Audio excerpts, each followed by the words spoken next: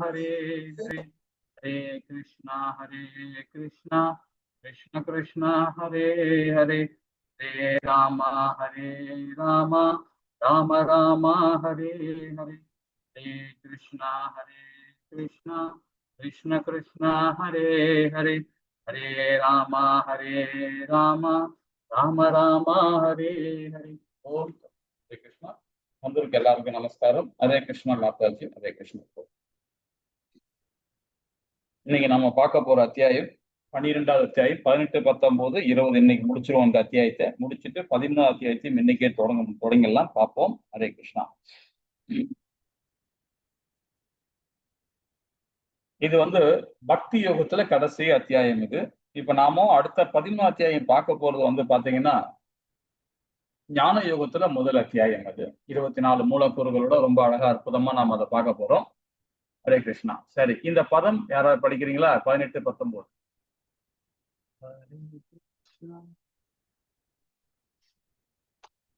யாராவது படிக்கிறீங்களா? हरे कृष्ण हरे कृष्ण अवमानयोः शीतोष्ण सुखदुःखेषु समसङ्गविवर्जितः तुल्यनिन्दास्तुतिर्मौनी सन्तुष्टो येन केनचित् अनिकेतः स्थिरमधिर् भक्तिमान में प्रियो नरः. हरे कृष्णा प्रभु जी. हरे कृष्णा माताजी. हरे कृष्णा. ஒரு நிமிஷம் இருங்க, சவுண்ட் வால்யூமே இல்லாம இருக்கு. ஹரே கிருஷ்ணா. சரி, ஹரே கிருஷ்ணா ஹரே கிருஷ்ணா. ஓகே, 18, 19 இந்த பதத்துல என்ன சொல்லப்பட்டது அப்படின்னு பாத்தீங்கன்னா, எவன் ஒருவன் நண்பர்களையும் எதிரிகளையும் சமமாக பாவித்து மானம், அதாவது மான அவமானம், இன்பம் துன்பம், வெப்பம் குளிர், புகழ்ச்சி இகழ்ச்சி ஆகியவற்றின் நடுநிலை வகுத்து களங்கம் தரும் தொடர்பிலிருந்து எப்பொழுதும் விடுபட்டு மௌனமாக எதனை கொண்டும் திருப்தியுற்று தங்கமிடத்தையும் கவலைப்படாமல் அறிவில் நிலை பெற்று பக்தி தொண்டில் ஈடுபட்டுள்ளானோ அத்தகு மனிதன் எனக்கு மிகவும் பிரியமானவன். ஒரு பதமா பாருங்க. அதாவது 13வது ஸ்லோகத்திலிருந்து பகவான் ரொம்ப அழகா பக்தர்கள், பகவத் பக்தர்கள் எப்படி இருக்கணும்ன்றத ரொம்ப பக்குவமா நம்ம ஒண்ணுனா கொடுத்துன்னு வர்றாரு இல்லைங்களா? இந்த பதத்துல பாருங்க, நண்பர்களும் எதிரிகளையும் சமமாக பாவித்து. நம்ம நண்பர்கள்லாம் தலைமை தூக்கி வச்சு ஆடுவோம். அதே பாத்தீங்கன்னா எதிரியா இருந்தா நம்ம ரொம்ப மோசமா நடத்துறோமோ இல்லையோ நம்ம எண்ணங்கள் அது மாதிரி இருக்கும் இல்லைங்களா? சோ அந்த எண்ணங்கள் இருக்கக்கூடாது. எண்ணம் அந்த மாதிரி எண்ணம் இருந்தனாவே நம்ம இவர் விரோதி, இவர் சரியில்லைன்னு நம்ம ஒரு ஆளை பாயிண்ட் அவுட் பண்ணணும்னு வச்சுக்கிட்டாங்க. அப்ப நாம என்ன நிலையில தாரம் தெரியுமா? நம்ம ரசோகுணத்துல போறோம். அந்த முக்குணங்கள் உள்ள போகும். நம்ம சத்துவ குணத்துல இருந்தா கூட சரி, அப்போ குணம் பாத்தீங்கன்னா மாறிடும். அதனால யாரையுமே நம்ம ஒரு இந்த ஆள் இப்படி இந்த ஆள் எப்படின்னு நம்ம ஒரு கணிக்க கூடாது. ஏன்னா எல்லாருமே பகவானுடைய அம்சம் தான் அவங்க எல்லாருமே. ஆனா ஏதோ அவங்களுடைய கால நேரத்துக்கு தகுந்த மாதிரி அவங்க போயிட்டு இருக்காங்க, அவ்வளவுதான். அவங்களுடைய கர்மத்துக்கு தகுந்த மாதிரி நடந்துட்டு இருக்காங்க. அந்த மாதிரிதான் நாம அதை பார்த்துக்கணும். அதுதான் இங்க பகவான் ரொம்ப அழகா சொல்ற, நண்பர்களையும் எதிரிகளையும் சமமாக பாவித்து அப்படின்றாரு. சில பேருக்கு அது புரியாது. நம்ம பார்த்தோம்னா பகவத்கீதை ஃபர்ஸ்ட் மாதாஜி கொஞ்சம் நீங்க மியூட்ல போயிடுங்க மாதாஜி பிளீஸ். பாக்கியம்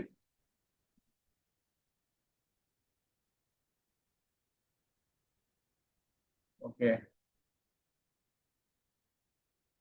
அப்ப பாத்தீங்கன்னா அதை சமமாக பார்க்கணும். அப்பதான் நம்ம இந்த குணம் மாறாது. நம்ம ஒரு ஆளை இவர் இப்படி அவர் இப்படி நம்ம சொல்ல ஆரம்பிச்சோன்னா நம்ம குணம் மாறிடும். எப்பவுமே ஒருத்தர் நம்ம கோவப்படுறாங்கன்னு வச்சுங்களேன், நம்ம மேல கோவப்படுறாங்கன்னா அப்போ நம்மள ஏதோ திட்டுறாங்க, கோவப்பட வராங்க, பிரச்சனை கொண்டு வராங்கன்னா அப்போ ஆட்டோமேட்டிக்கா நாம சத்துவ குணத்துல தான் இருப்போம், தெய்வீகமான குணத்தை தான் இருப்போம். ஆனா அவங்க பேச வரும்போது பாத்தீங்கன்னா நாம அவங்களுக்கு ரியாக்ட் பண்ண ஆரம்பிச்சு நம்ம ட்ரிகர் பண்றதுதான் பண்ண வராங்க அவங்க. நம்ம தப்பு பண்ணமோ பண்ணலையோ ஏதோ ஒண்ணு செஞ்சிருக்கோம், ஆனா நம்ம திட்ட வராங்க. அப்ப நம்ம குணம் மாறும் அங்க வரும்போது. அதோட ஸ்பாட்ல இருந்து நம்ம அங்க எஸ்கேப் ஆகும். தப்புன்னா தப்புன்னு ஒத்துக்கலாம், தப்பு இல்லைனாலும் சரிங்க மன்னிச்சிருங்க, ஏதோ நடந்து போச்சு விட்டுடுங்க அப்படின்னு சொல்லிட்டு அங்க இருந்து கையெழுத்து கும்பிட்டு வெளியே வந்துடணும். இல்லைன்னா நம்ம குணம் அங்க பேச பேச அவங்க நம்ம கேட்க அவங்க பேச பேச நம்ம கேட்க நம்ம குணம் மாற ஆரம்பிச்சிடும். அப்ப நம்ம குணம் மாற ஆரம்பிச்சுன்னா ஆட்டோமேட்டிக்கா அவங்க நிலைக்கு நம்ம வந்துருவோம் இல்லைங்களா? அப்ப நம்ம என்னதான் பக்தி கொடுத்தாலும் அது நிலை பெறாது. அதனால அது மாதிரி நம்ம அது ரொம்ப ஜாக்கிரதையா இருக்கணும். அதெல்லாம் அதெல்லாம் நீங்க 3rd லெவல்ல வரும்போது அதை பத்தி அது ஒரு புக் இருக்கு. அதுக்கு ரொம்ப அழகா ஸ்ரீல பிரபுபாதா எழுதியிருக்கார். அது படிப்போம். சரி, இங்க மான அவமானம் அப்படி பத்தி சொல்லலாம். மான அவமானம் சொல்லும்போது பாத்தீங்கன்னா நிறைய விஷயங்கள் நம்ம வீட்லயே சின்ன சின்ன விஷயங்கள், பிள்ளைகளுக்கும் சரி, மனைவி சரி, கணவனுக்குள்ளேயும் சரி, இவர் இப்படி பேசிட்டாங்களே, இந்த அம்மா இப்படி பேசிட்டாங்க, இந்த பையன் இந்த மாதிரி பேசிட்டானே அப்படின்னு சொல்லிட்டு இது மாதிரி நம்ம ஃபீல் பண்ண ஆரம்பிச்சிடும். அதெல்லாம் ஃபீல் பண்ண ஆரம்பிக்கும் போது என்னன்னா அந்த குணம் மாற ஆரம்பிச்சிடும். நம்ம ஆட்டோமேட்டிக்கா நம்ம இந்த தெய்வீகமான குணங்கள் நாம மாறணும். இதெல்லாம் பாத்தீங்கன்னா அந்த இது போகக்கூடாது. நம்ம போனாவே ஆட்டோமேட்டிக்கா நம்ம பாத்தீங்கன்னா ரொம்ப கஷ்டப்பட வேண்டியது இருக்கும். நம்ம அந்த குணம் மாறிச்சுன்னா நம்ம எல்லா செயலுமே அன்னைக்குள்ள செயல் எல்லா செயலுமே அதுக்கப்புறம் பாத்தீங்கன்னா தப்பு தப்பா தான் செஞ்சுட்டு இருப்போம். நம்மள அறியாமமே செய்வோம். நம்ம நினைச்சிட்டோம் நம்ம அப்படிலாம் கிடையாது, நம்ம அது மாதிரிலாம் செய்ய மாட்டோம், நம்ம திடகாத்திரமா இருக்கும், என்னோட புத்தி அந்த மாதிரி, என்னுடைய செயல் அப்படிலாம் கிடையவே கிடையாது. நமக்குள்ள இருக்கிற புத்தி பாத்தீங்கன்னா அது கண்ட்ரோல் பண்றதுக்கு நம்மளால முடியாது. மனதை கூட சில நேரத்துல கண்ட்ரோல் பண்ண முடியும். அதே பகவான் சொல்றாரு. நான் இப்ப 6வது சொன்னாருங்களா, கண்ட்ரோல் பண்ண முடியும். கொஞ்சம் கொஞ்சமா நம்ம பண்ண. ஆனா புத்தி அப்படி கிடையாது. ஒரு ஒரு அது உள்ள ஹார்ட் டிஸ்க் மாதிரி சேவ் ஆயிட்டு இருக்கும். எல்லாமே சேவ் ஆயிட்டு இருக்கும். நமக்கு எந்த நேரத்துல அது இதாகும்னு சொல்ல முடியாது. நம்ம குணத்துக்கு தகுந்த மாதிரி, நம்ம எண்ணத்துக்கு தகுந்த மாதிரி அது செயல்பட ஆரம்பிச்சிடும். அந்த புத்தி செயல்பட ஆரம்பிச்சிடும். ஸோ அதனால பாத்தீங்கன்னா அந்த முக்கியமா அந்த இந்த இன்பம், துன்பம், வெப்பம், குளிர்ச்சி, புகழ்ச்சி, இகழ்ச்சி அதெல்லாம் நடுநிலை வகுக்கணும். நம்ம நடுநிலை வகுக்கணும். அதே மாதிரி களங்கம் தரும் தொடர்பு எப்பொழுதும் விடுபட்டு இருக்கணும். களங்கம் தரும் சொல்லும்போது பாத்தீங்கன்னா யாருக்கும் எந்த ஒரு தொந்தரவு இல்லாம, இல்லைங்களா? யாருக்குமே நம்ம நண்பர்களும் சரி, விரோதிகளும் சரி, யாருக்குமே நம்ம தொல்லை கொடுக்கக்கூடாது. நம்மளால யாருக்கும் எந்த பிரச்சனையும் வரக்கூடாது. வந்துடுச்சுனாவே போதும். அது நமக்கு ஆட்டோமேட்டிக்கா நம்ம குணம் மாற ஆரம்பிச்சிடும்.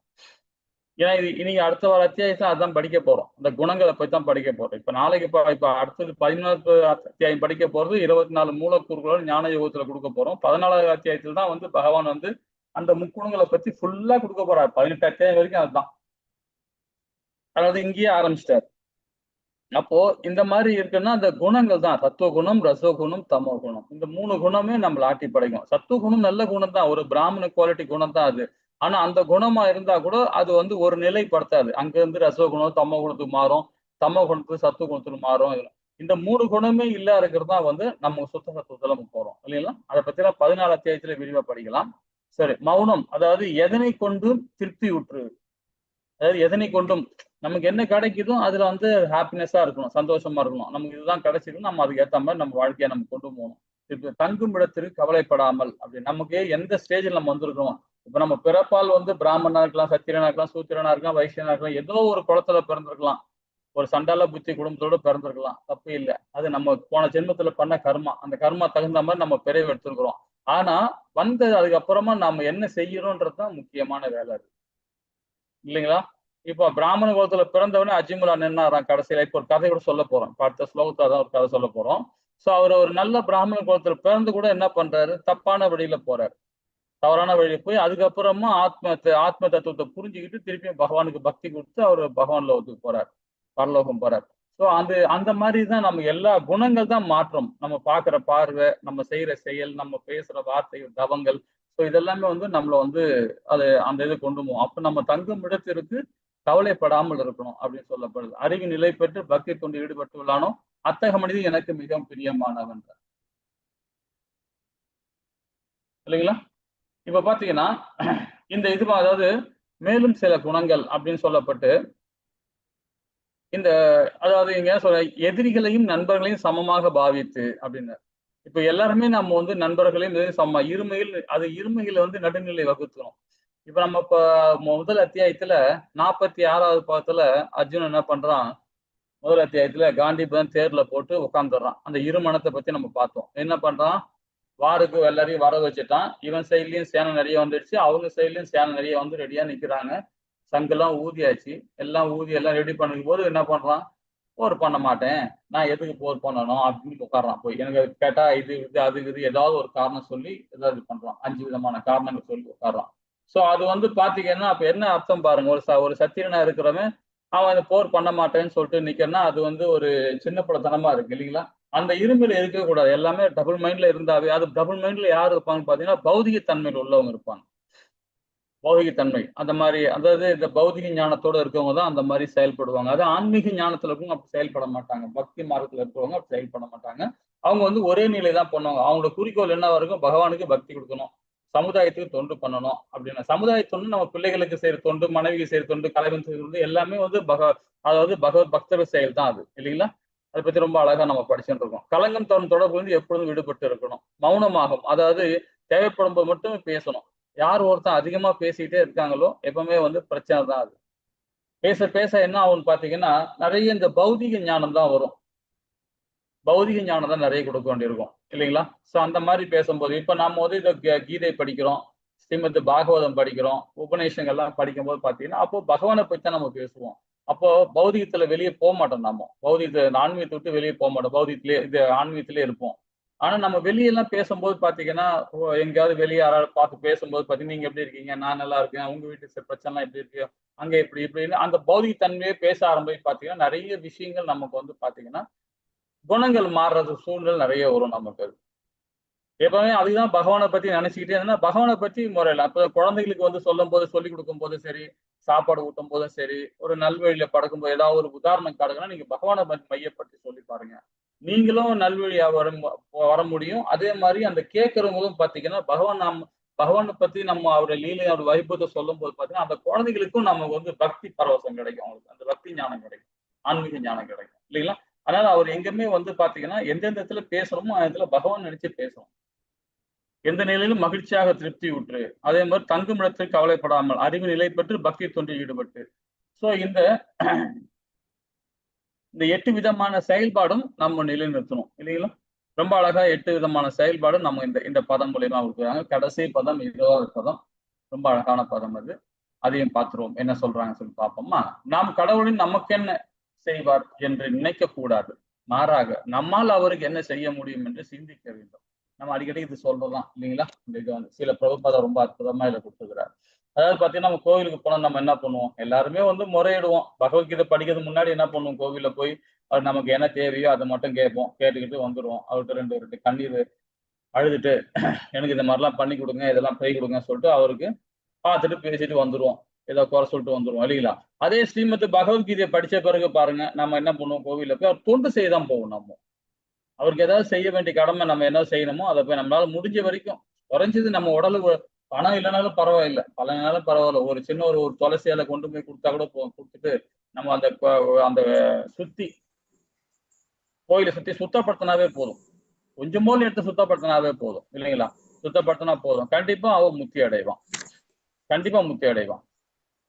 இது ஒரு சின்ன ஒரு கதை கூட சொல்லலாம் பாத்தீங்களேன். ஒரு சண்டால புத்திக்காரன். சண்டால புத்திக்காரன்னா நிறைய தப்பு பண்ணிட்டு இருக்காரு. நிறைய தப்பு பண்ணிக்கிட்டு கொலை பண்றது, கொள்ளை அடிக்கிறது, இந்த மாதிரி சம்பவம் எல்லாம் பண்ணிட்டு இருக்காரு. ஒரு நாள் என்ன பண்ணாரு? விஷ்ணு கோயிலுக்கு, ஒரு கோயிலுக்கு நைட் டைம் ஆயிடுச்சு. சரி, படுக்க இடம் இல்லை காட்டுல வழியா. அந்த கோவில் இருக்கு, விஷ்ணு கோயில். அங்க போயிட்டு படுக்கலாம்னு சொல்லிட்டு அந்த கோயில் உள்ள போறாரு. பாத்தீங்கன்னா, அந்த கோயில் உள்ள மூலஸ்தானத்துக்குள்ள அந்த மண்டபத்துல படுக்கிறதுக்கு இடம் இல்லை, எல்லாம் தூசியா இருக்கு, ஒரே கச்சராவா இருக்கு. என்ன பண்றாப்புல, பக்கத்துலயே ஒரு விளக்கமரம் இருக்கு.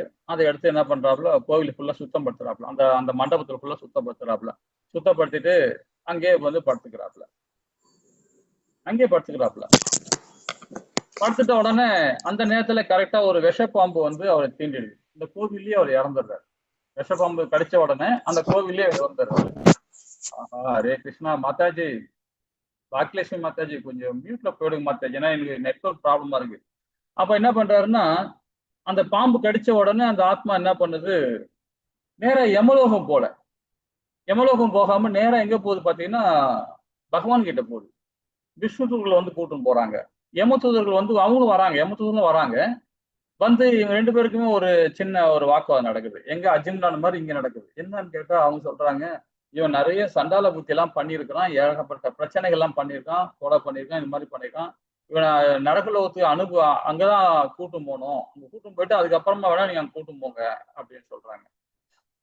கூட்டும் போங்கன்றாங்க. இல்ல இல்ல, அவன் வந்து பகவானுடைய கோவிலை சுத்தப்படுத்திட்டாரு, அதனால வந்து பாத்தீங்கன்னா அவருக்கு வந்து முக்தி தான் கிடைக்கும் அப்படின்னு சொல்லிட்டு அங்க வந்து விஷ்ணுதூர் வந்து வைகுண்டம் கூட்டும் போறார். அது ஸ்டோரி ரொம்ப நல்லா இருக்கும், பெரிய ஸ்டோரி அது. ஸ்ரீமத் பாகவத்துல 9ஆம் காண்டத்துல சொல்லப்பட்ட ஸ்டோரி அது. அது இந்த இடத்துக்கு நம்ம சொல்லப்படுறது. அப்போ பகவானுக்கு சேவை மனப்பான்மையோட நம்ம பண்ணணும். அத்தனைக்கும் அந்த ஆள் வந்து ரொம்ப மோசமான ஆளு, சமூக குணத்தோட மோசமா இருக்கிற ஆளு.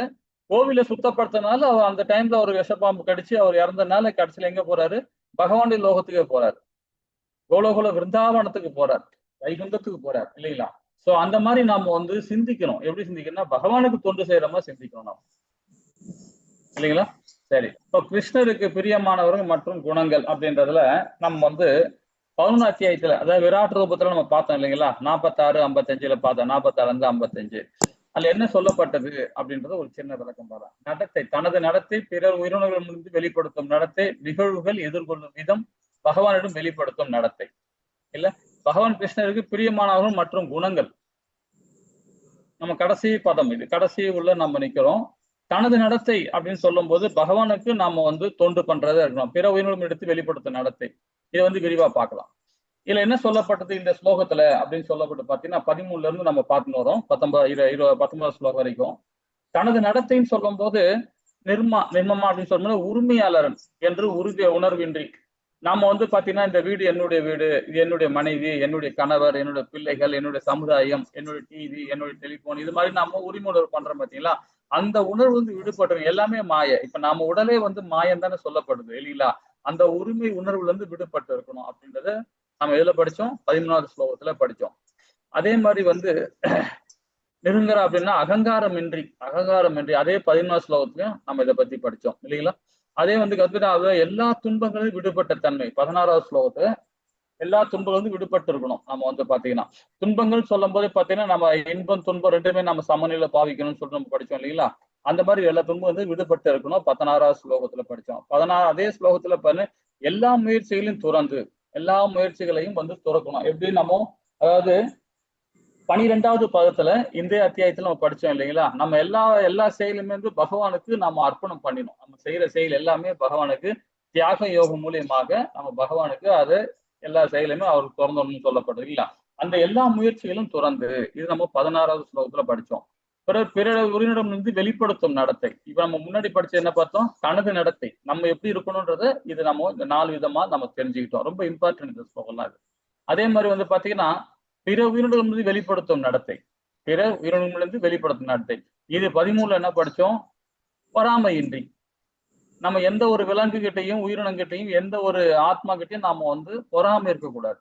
இவன் வசதியா இருக்கிறான், இவன் ரொம்ப அறிவாளியா இருக்கிறான், இவன் நல்ல ஸ்லோகம் படிக்கிறான், இவன் நல்ல செல்வந்தரா இருக்கிறான் அப்படின்னு நம்ம அந்த மாதிரி பொறாமத்தை அவனுடைய கர்மத்துக்கு தகுந்த மாதிரி அவன் செயல்பட்டு இருக்கான், அவ்வளவுதான் இல்லைங்களா? அந்த பொறாமல் வந்துட்டாவே ஆட்டோமேட்டிக்கா நம்ம குணம் மாறும்ன்றத நம்ம இனி வர ஸ்லோகத்துல விரிவா படிக்கலாம். ஓகேங்களா? அதே வந்து 18வது பதத்துல நண்பர்களும் எதிர்களும் சமமாக நடந்து கொள்ளுதல். இப்ப நம்ம படிச்சோம் இல்லைங்களா? அந்த நிலையில நாம இருக்கணும். அதே 16வது ஸ்லோகத்துல கவலைகள் இருந்து விடுபடுதல்.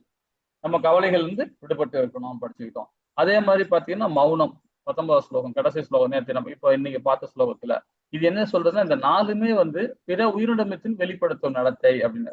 உயிரினம் எல்லா உயிரினமே எல்லாமே தான் இல்லைங்களா? அப்போ நிகழ்வுகளை எதிர்கொள்ளும் விதம், நிகழ்வுகளை எதிர்கொள்ள விதம் 5 விதமா சொல்லப்பட்டிருக்கு. 19வது ஸ்லோகத்துல திருப்தி அடையணும். நம்ம வாழ்க்கையில நிறைய விஷயங்கள் நல்லது அப் டவுன் வரதான் செய்யும் இல்லைங்களா? அதுக்கேற்ற மாதிரி நம்ம லைஃப்பை வந்து ரொம்ப அழகா வந்து திருப்தியோட கொண்டு போகணும். அதை அப் வந்தாலும் சரி, டவுன் வந்தாலும் சரி, அதுக்கேற்ற மாதிரி நம்ம லைஃப்பை ரொம்ப அழகா கொண்டு போகணும். அப்பதான் அது வந்து அப்பதான் நம்ம எதிர்காலத்தை வந்து நம்ம திங்க் பண்ண மாட்டோம்.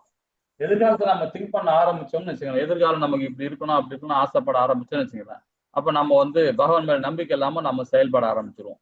அப்ப நம்ம கோவிலுக்கு போனா கூட நினைச்சுக்கலாம் என்ன பண்ணுவோம்னா திருப்தி இருக்காது. நமக்கு ஒரு ஒரு இது இருக்காது. ஏதாவது ஒண்ணு பகவான் கிட்ட ஒரு ஆஃபர் வைக்கணும், இது செய்யலாம் அதை செய்யலாம், ஏதாவது ஒண்ணு ஆஃபர் வைப்பாங்க. அந்த திருப்தி இருக்காது. ஏன்னா திருப்தி இருக்கணும்னா, திருப்தி இருந்தோம்னா கண்டிப்பா பகவான் கிட்ட நம்ம முறையிடவே மாட்டோம் இல்லைங்களா? அப்ப நம்ம எதிர்காலத்தை நம்ம கையில கிடையாது, இது நிகழ்காலத்தை பகவான் கிட்ட தான் இருக்குன்றது அந்த தன்மையில இருந்து நம்ம விடுபட்டு இருக்கணும். அதான் திருப்தி அடையணும். திருப்தி இல்லைன்னா நம்ம எதிர்காலத்தை சிந்திக்க ஆரம்பிச்சிருவோம் இல்லைங்களா? மன்னித்தல் வந்து 13வது ஸ்லோகத்துல வந்து நம்ம படிச்சோம். இன்னைக்குள்ள ஸ்லோகத்துல, இன்னைக்குள்ள அத்தியாயத்துல அதே ஸ்லோகத்துல 13வது ஸ்லோகத்துல மன்னித்தல் அப்படின்னு பார்த்தோம். தூய்மை 16வது ஸ்லோகத்துல பார்த்தோம். 16ல அது நிபுணன், அது நிபுணனா இருக்கணும். எப்படின்னா சாதாரண மனிதனாக இல்லாமல் அதையும் சார்ந்து வாழாமல் ஒரு நிபுணனாக வாழ்க்கை வாழணுன்றது 16வது ஸ்லோகத்துல நம்ம பார்த்தோம் இல்லைங்களா? பார்த்தோம். அதே மாதிரி 17வது ஸ்லோகத்துல புலம்புவதையும் இயங்குவதே இல்லை. இந்த தன்மையில இருக்கணும். இது ரெண்டுமே வந்து பாத்தீங்கன்னா அந்த புலம்போது இயல்போது எது பாத்தீங்கன்னா பௌதிக தன்மை தான் வரும். பௌதிக தன்மை தான் நம்ம புலம்பும். இப்ப பகவானை பத்தி புலம்பவே மாட்டோம். பகவானை பத்தி இன்னைக்கு சுலபம் படிக்க முடியல, இன்னைக்கு இது பண்ண முடியல, புலம்ப மாட்டோம். ஏன்னா நம்ம இன்னைக்கு இந்த பிரார்த்தம் கிடைச்சிருக்கு, பகவான் அருளால இன்னைக்கு கிடைச்சிருக்கு, இது நம்ம செய்வோம் அப்படின்னு அந்த தன்மையில போடுவோம். அதே பௌதிகத்துல இருக்கும்போது ஆஹா நீ ஸ்லோகம் படிக்கலையே, நீ ஏதாவது தேசியாச்சு, நீ விட்டுட்டோமே அப்படின்னு சொல்லிட்டு புலம்ப ஆரம்பிச்சிருவாங்க. அது தேவையில்லை, அவசியமே படாது. ஆன்மீகவாதிகள் கண்டிப்பா வந்து புலம்பவே மாட்டாங்க. இன்னைக்கு பகவத்கீதை படிக்க முடியல, எனக்கு கிளாஸ் அட்டன் பண்ண முடியல, ஏதோ ஒரு சூழ்நிலை மாட்டிக்கிட்டேன், அந்த மாதிரி புலம்பவே மாட்டாங்க. இன்னைக்கு சரி நமக்கு இன்னைக்கு பிரார்த்தம் இல்லை, அது ஏதோ ஒரு தடுங்கல், அடுத்த ட்ரிப்பு வந்து நம்ம அது மாதிரி இருக்கக்கூடாது, நம்ம அந்த கிளாஸ்ல அட்டன் பண்ணி ஒழுங்கா பார்க்கணும், ஒழுங்கா கேட்கணும். இது மாதிரி ஒரு தன்மை வந்து இது தெய்வீகமான குணங்கள். அதாவது நம்ம அடுத்த இதுல பார்க்க போறது அந்த தன்மைகள் நம்ம போயிடுவோம் இல்லைங்களா. அதே வந்து பௌதிக தன்மை இருக்கிறவங்க ஆஹா இன்னைக்கு மிஸ் பண்ணிட்டோமே, நிறைய விஷயம் தெரிஞ்சுக்கலாமே, அந்த மாதிரி நம்ம நிலையில இருப்போம். ஆனா அதே ஆன்மீகவாதிகள் அதை பத்தி கவலைப்படவே மாட்டாங்க இல்லைங்களா. எனக்கு கிடைத்த சூழ்நிலை எனது தகுதிக்கு அதிகமே நினைக்கிறேன். உண்மையிலேயே அதுதான். இப்போ ஒரு ஸ்ரீமத் பகவத்கீதை கேட்கிறோம், ஸ்ரீமத் பாகவதம் கேட்கிறோம், இந்த மாதிரி கிளாஸுங்களை அட்டன் பண்றோம், உபநேஷங்கள் கேட்கிறோம். ஸோ இதெல்லாம் கேட்கும்போது பாத்தீங்கன்னா நம்ம சூழ்நிலைக்கு தான், அது நம்ம சூழ்நிலைக்கு தகுந்த மாதிரி நம்ம போயிட்டு இருக்கோம் இல்லைங்களா. ஸோ அது எனக்கு தகுதிக்கு அதுவே அதிகம்னு நினைக்கிறோம். இப்போ வந்து பௌதிக தன்மையில போகும்போது நினைச்சீங்களேன், இதுக்கு மேல ஒண்ணும் என்ன, இதுக்கு மேல ஒண்ணும் என்ன, இன்னும் சம்பாதிக்கணும் போயிட்டே இருக்கும். ஆன்மீகத்துல வந்து பாத்தீங்கன்னா அந்த தன்மை வந்து கொஞ்சம் படிப்படி தான் போக முடியும். ஏன்னா ஆன்மீக தன்மைன்றது உடனே வந்து டக்குன்னு எல்லாருக்கும் வந்து நம்ம அதை செயல்படுத்த முடியாது இல்லைங்களா. வேத சாஸ்திரம் அப்படிதான் சொல்லுது. வேத சாஸ்திரத்துல பாத்தீங்கன்னா அதை ஃபாலோ பண்ண ஆரம்பிச்சிட்டோம்னு வச்சுக்கலாம், நம்ம வந்து வேற மாதிரி ஆயிடும். அப்ப பௌதிக தன்மையில் நம்ம நிறைய குழப்பங்கள் இருக்கும். இப்போ நம்ம ஆபீஸ்ல வேலை பார்த்துட்டு இருக்கோம், நம்ம சமுதாயத்துல ஒரு நல்ல பொசிஷன்ல இருப்போம், திடீர்னு போய் இந்த ஆன்மீகத்துல வந்த பிறகு பாத்தீங்கன்னா நம்மளோட மாற்றம் ஏற்படும், நமக்கு மேல ஒரு மாற்றம், நம்ம செயல் எண்ணம் எல்லாமே மாற்றம் ஏற்படும். அப்போ அந்த சம்பாதிக்கிற ஒரு பிசினஸ் பண்ணீங்கன்னா அந்த பிசினஸ் ஸ்ட்ரகிள் ஆகும், பிரச்சனை வராது. அங்க என்னன்னு பாத்தீங்கன்னா நம்ம பௌதிகத்துல தான் வேலை பார்த்திருந்தோம், இப்ப ஆன்மீகத்துல போன உடனே எல்லாமே சரியா இருக்கணும்னு நினைப்போம், எல்லாமே கரெக்டா இருக்கணும். ஃபர்ஸ்ட்ல என்ன பண்ணும், கொஞ்சம் கஷ்டம் கொடுக்கும். ஆனா அதுக்கப்புறம் பாத்தீங்கன்னா ரொம்ப நல்ல அந்த ஆன்மீக தன்மையோட அப்படியே போக ஆரம்பிச்சுன்னா உங்களுக்கு பிரச்சனைகள் அந்த நேரத்துல தான் நம்ம குழப்பம் அடையும். அந்த நேரத்துல நம்ம எல்லாருக்குமே அது வரதுதான் ஈஸி, ரொம்ப இதா இருக்கும். நாங்க ஆன்மீகத்துல போயிட்டாங்க, இதெல்லாம் சரியா இருக்கணும், இப்படிலாம் இப்ப நான் ஒரு செய்த தொழில் அந்த மாதிரி தொழிலுங்க. ஒரு கடையில வியாபாரம் பாக்குறோம்னா ஏற்ற தாழ்வு இருக்கும் இல்லைங்களா. ஒருத்தன் இப்படி கேட்பாரு, ஒருத்தர் கடன் கேட்பாரு, ஒருத்தன் கடன் கொடுக்க மாட்டோம், ஒருத்தர் வந்து பைசா கொடுத்துட்டு போவாரு, அவருக்கு ஏத்த மாதிரி பிசினஸ் பண்ணுவோம், அதுக்கு ஏத்த மாதிரி பண்ணுவோம். அப்ப பண்ணும்போது அதெல்லாம் பௌதிக தன்மை தானே இல்லைங்களா. அதே ஆன்மீக தன்மை கொஞ்சம் கடினமா தான் இருக்கும், அது போக போக போக நம்ம சரியாயிடும். அதாவது எனக்கு கிடைத்த சூழ்நிலை எனது தகுதிக்கு அதிகமே, அப்படி அந்த மனப்பான்மையோட நம்ம இருந்தோம்னு வச்சுக்கலாம், இதுதான் ஆன்மீகம் இல்லைங்களா. ஹரே கிருஷ்ணா. சரி 20வது பதம் படிக்கலாமா. ஹரே கிருஷ்ணா மாதாஜி. हरे कृष्णा प्रभु जी। वेद धर्म्यामृतम् इदं यथोक्तं पर्युपासते श्रद्धानामत्परमा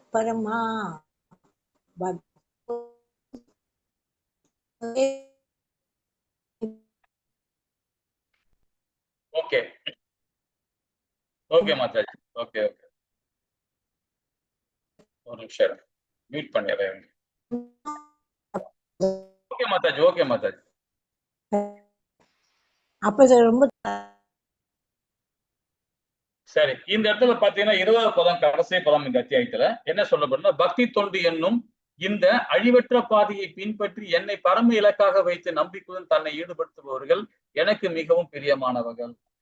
கடைசி பதத்துல ரொம்ப அழகா சொல்றாரு, அனன்ய பக்தி, அதாவது பக்தி தொண்டு என்னும் இந்த அழிவற்ற பாதையை பின்பற்றி எனக்கு பரம இலக்காக வைத்து நம்பிக்கை, பகவான் மேல நம்பிக்கை இருக்கணும், என்னை தன்னை ஈடுபடுத்துபவர்கள் எனக்கு மிகவும் பிரியமானவர்கள். ரொம்ப அழகான இந்த பதம் இது.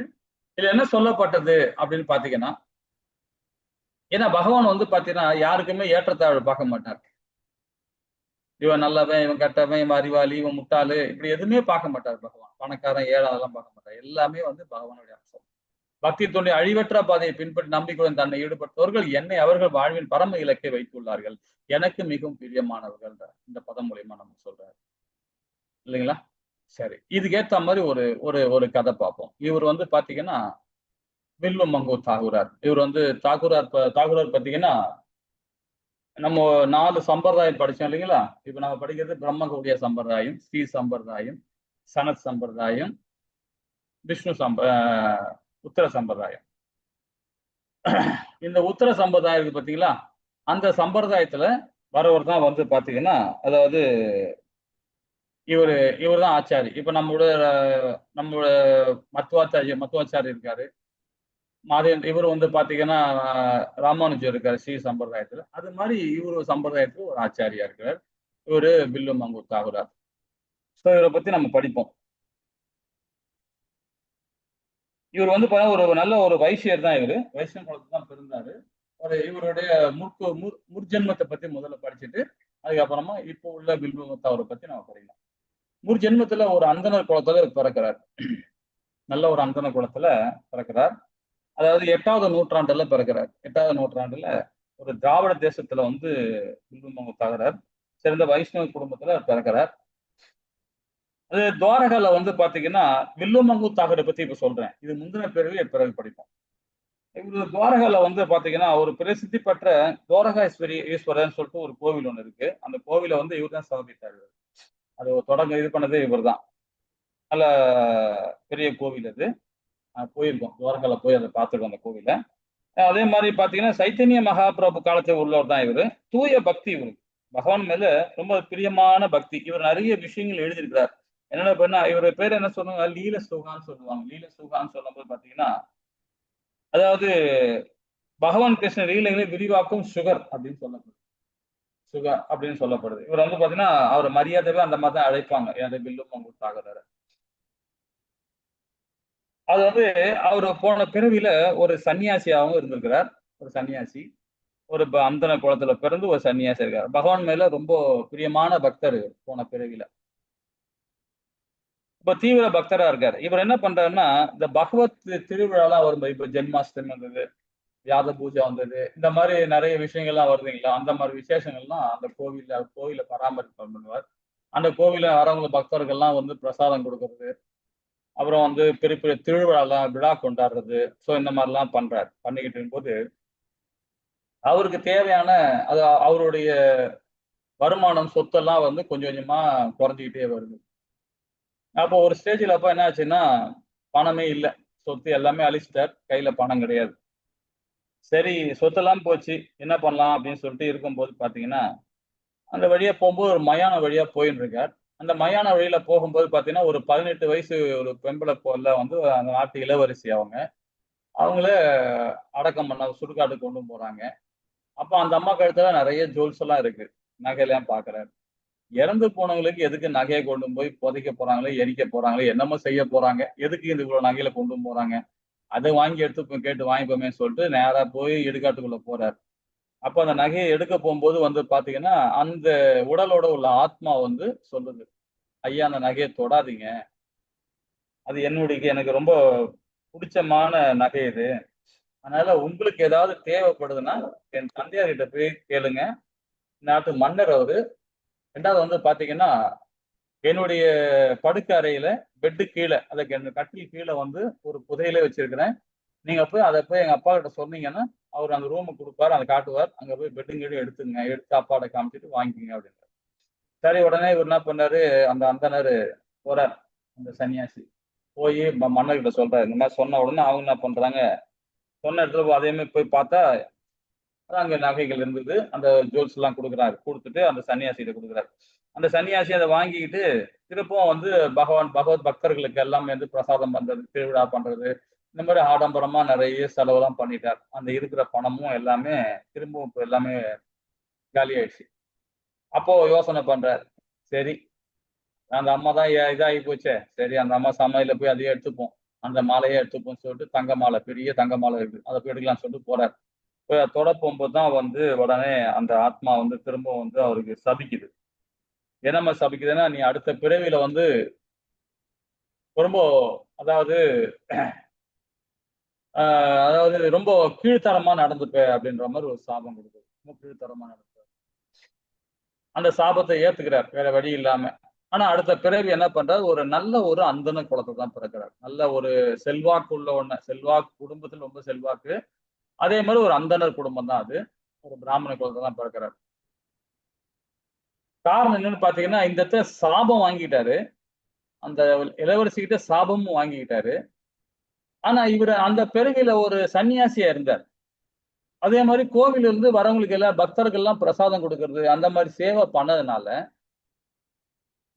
அவர் வந்து ஒரு நல்ல ஒரு செல்வந்தர் குடும்பத்திலையும் ஒரு கல்வியாளர் குடும்பத்திலையும் ஒரு நல்ல ஒரு அந்தன குலத்துல பிறக்கிறாரு அவர். அந்த 3 உள்ள இடத்துலயும் பிறக்கிறாரு கரெக்டா. சாபம் கிடைச்ச பேர் கூட எவ்வளவு பெரிய விஷயம் பாருங்க. ஏன்னா அவர் செஞ்ச புண்ணிய காரியங்கள் அப்படி. அதுதான் 6வது அத்தியாயத்துல பகவான் ரொம்ப அழகா சொன்னார் இல்லைங்களா? 6வது அத்தியாயத்துல நம்ம படிச்சோம். நம்ம என்ன மாதிரி பகவானுக்கு பக்தி கொடுக்கிறோமோ ஆரம்ப நிலை பக்தர், அதாவது இறுதி கட்ட பக்தர் சொல்லுவோம். நம்ம படிச்சோம் இல்லைங்களா? ஆரம்ப கட்ட பக்தர்னு சொல்லும் போது பாத்தீங்கன்னா, அப்பதான் வந்து பயிற்சி பண்ணிட்டே இருப்பார். பகவானுக்கு பக்தி கொடுத்துட்டே இருப்பார் ஆரம்ப நிலையில. அந்த நேரத்துல அவர் இறந்துட்டாருன்னு வச்சுங்களேன். அப்போ அவர் என்ன பண்றாருன்னா, ஒரு செல்வந்தர் குடும்பத்துல, ஒரு கல்வியாளர் குடும்பத்துல. ஏன்னா, அந்த இறக்கும் தருவாயில பகவானுக்கு பக்தி கொடுத்தார். ஆனா முதிர்ச்சி அடையாம அவர் இறந்துட்டார். அதனால என்ன பண்றாங்கன்னா, சொர்க்கம் போவாங்க. சொர்க்கம் போயிட்டு திருப்பி எங்க வருவாங்க? ஒரு நல்ல குடும்பத்துல பிறப்பாங்க. ஆனா வைகுந்தம் போக மாட்டாங்கன்றத நம்ம தெரிஞ்சுக்கிட்டோம் இல்லைங்களா? அது போலதான் வில்லுமங்கூர் தாகூர் வந்து பாத்தீங்கன்னா, சொர்க்கத்துக்கு போறார். உயர்லோகங்களுக்கு போயிட்டு திரும்பவும் என்ன பண்றார்? ஒரு நல்ல குலத்துல, அதாவது செல்வம் நிறைந்தவர், ஒரு அந்தணர் குலம், ஒரு கல்வியாளர் குடும்பம். அந்த 3மே அந்த அந்த 3த்துக்குமே முக்கியமான குடும்பத்துல அவர் பிறந்துட்டார். ஒரு அந்தணர் குலத்துல பிறந்துட்டார். அப்போ அந்த மாதிரி இருக்கும்போது பாத்தீங்கன்னா, ஏன்னா சாபத்தினால போன பிறவியில அந்த சன்னியாசி இருந்த சாபத்தினால ஒரு செல்வாக்கு குடும்பத்துல பிறந்தனால கையில பணம், ஏகப்பட்ட பணம் கையில இருக்கு. சொத்து நிறைய இருக்கு. அதுல தவறான வழியில செயல்படுறாரு. ஏன்னா அந்த சாபம் அந்த மாதிரி சாபம். நல்ல குலத்துல பிறந்துட்டாரு. நல்ல குலத்துல பிறந்துட்டாரு. பணக்கார வீட்டுல பொறந்துட்டாரு. நல்ல கல்வியால குடும்பத்துல பிறந்துட்டாரு. ஆனா பாருங்க, அந்த பணம் இருக்கனால அவர் என்ன போச்சு, அந்த சாபத்தினால தவறான வழியில செலவு பண்றாரு அந்த பணத்தெல்லாம். விபசாரி கிட்ட போறது, அப்புறம் வந்து தேவையில்லாத செலவு குடிக்கிறது, இந்த மாதிரி விஷயத்தெல்லாம் அவர் பண்றாரு. ஏன்னா அந்த சாபத்தினால அந்த மாதிரி அவர் செயல்பட்டு இருக்காரு. அது அவருக்கு தெரியாது. தெரியாம அவர் சரி அந்த சாபத்தினால செயல்படுறாரு. அப்போ ஒரு ஸ்டேஜ்ல அப்போ பாத்தீங்கன்னா, ஒரு சிந்தாமணின்னு ஒரு வேசி ஒருத்தர் இருக்கிறான். சிந்தாமணி. சிந்தாமணி வேற யாருமே இல்ல. போன பிறவியில வந்து இவர் சன்னியாசியா இருந்தார் இல்லையா? அந்த இடத்துல இளவரசி இறந்தாங்க பாத்தீங்களா? அந்த ஆத்மா தான் வந்து இந்த இடத்துல வந்து சிந்தாமணியா பிறக்குது. அவதாரம் எடுக்குது. அது வந்து சிந்தாமணி வேசியா இருக்கா. அவ அவ பண்ண கர்ம காரியத்துக்கு தகுந்த மாதிரி இந்த இந்த பிறவியில ஒரு வேசியா இருக்கிறா சிந்தாமணி. சோ அந்த மாதிரி இருக்கும்போது பாத்தீங்கன்னா, இவரு இந்த தப்பு எல்லாம் பண்ணிட்டு இருக்காரு. கையில செலவு பணம் நிறைய இருக்கு. சொத்து இதெல்லாம் இருக்கு. அவங்க அப்பா வந்து இறக்குற சூழ்நிலை வருது. அவங்க அப்பாவுக்கு வந்து காரியம் எல்லாம் பண்றாங்க. காரியம் எல்லாம் பண்ணி முடிச்ச பிறகு உடனே அங்க சிந்தாமணியை பார்க்க போய் ஓடுறாரு. கொஞ்சம் கையில பைசெல்லாம் எடுத்துக்கிட்டு போறாரு. சிந்தாமணியை பார்க்க போறாரு. அப்ப அந்த நேரத்துல ஒரே மழை, காத்து மழையுமா இருக்கு. கிளம்பி போறார். போகும்போது ஒரு நடுவுல ஒரு பெரிய ஒரு ஆறு ஒண்ணு குறுக்கால போகுது. அந்த ஆத்துல ஒரு பிணம் ஒண்ணு மிதந்து வருது. அந்த பிணத்தை புடிச்சுக்கிட்டு அப்படியே தாவி அடுத்த அந்த கரைக்கு போயிடுறாரு. அந்த பிணத்தையும் தூக்கி அதுல கரையில போட்டு அவர் பாட்டுன்னு போயிடுறாரு. போனா அங்க சிந்தாமணி வந்து பாத்தீங்கன்னா, அவரு வேசிதானே. இந்த மழை நேரத்துல யாரு வரப்போறா? யாரும் வரமாட்டாங்க அப்படின்னு சொல்லிட்டு அவன் என்ன பண்றான், அந்த அந்த வீட்டோட காம்பவுண்ட் வந்து பாத்தீங்கன்னா, அவ்வளவு பெரிய காம்பவுண்ட் அது. பெரிய கேட்டு. அந்த கேட் எல்லாம் பூட்டிட்டு போய் உள்ள போய் படுத்துக்கிட்டு ஆகும். இவரு வில்வமங்கலத்தார் போறாரு. பார்த்தேன்னா, இவ்வளவு பெரிய காம்பவுண்டா கேட் வேற மூடி இருக்கு. எப்படிடா போறதுன்னு பார்த்தா ஒரு கயிறு மாதிரி தொங்குது. அந்த காம்பவுண்ட் மேல இருந்து. சரி அந்த கயிறு தொங்குது அதை புடிச்சு போயிடலாம். ஆக்சுவலா கயிறு கிடையாது அது. அது ஒரு உடும்பு.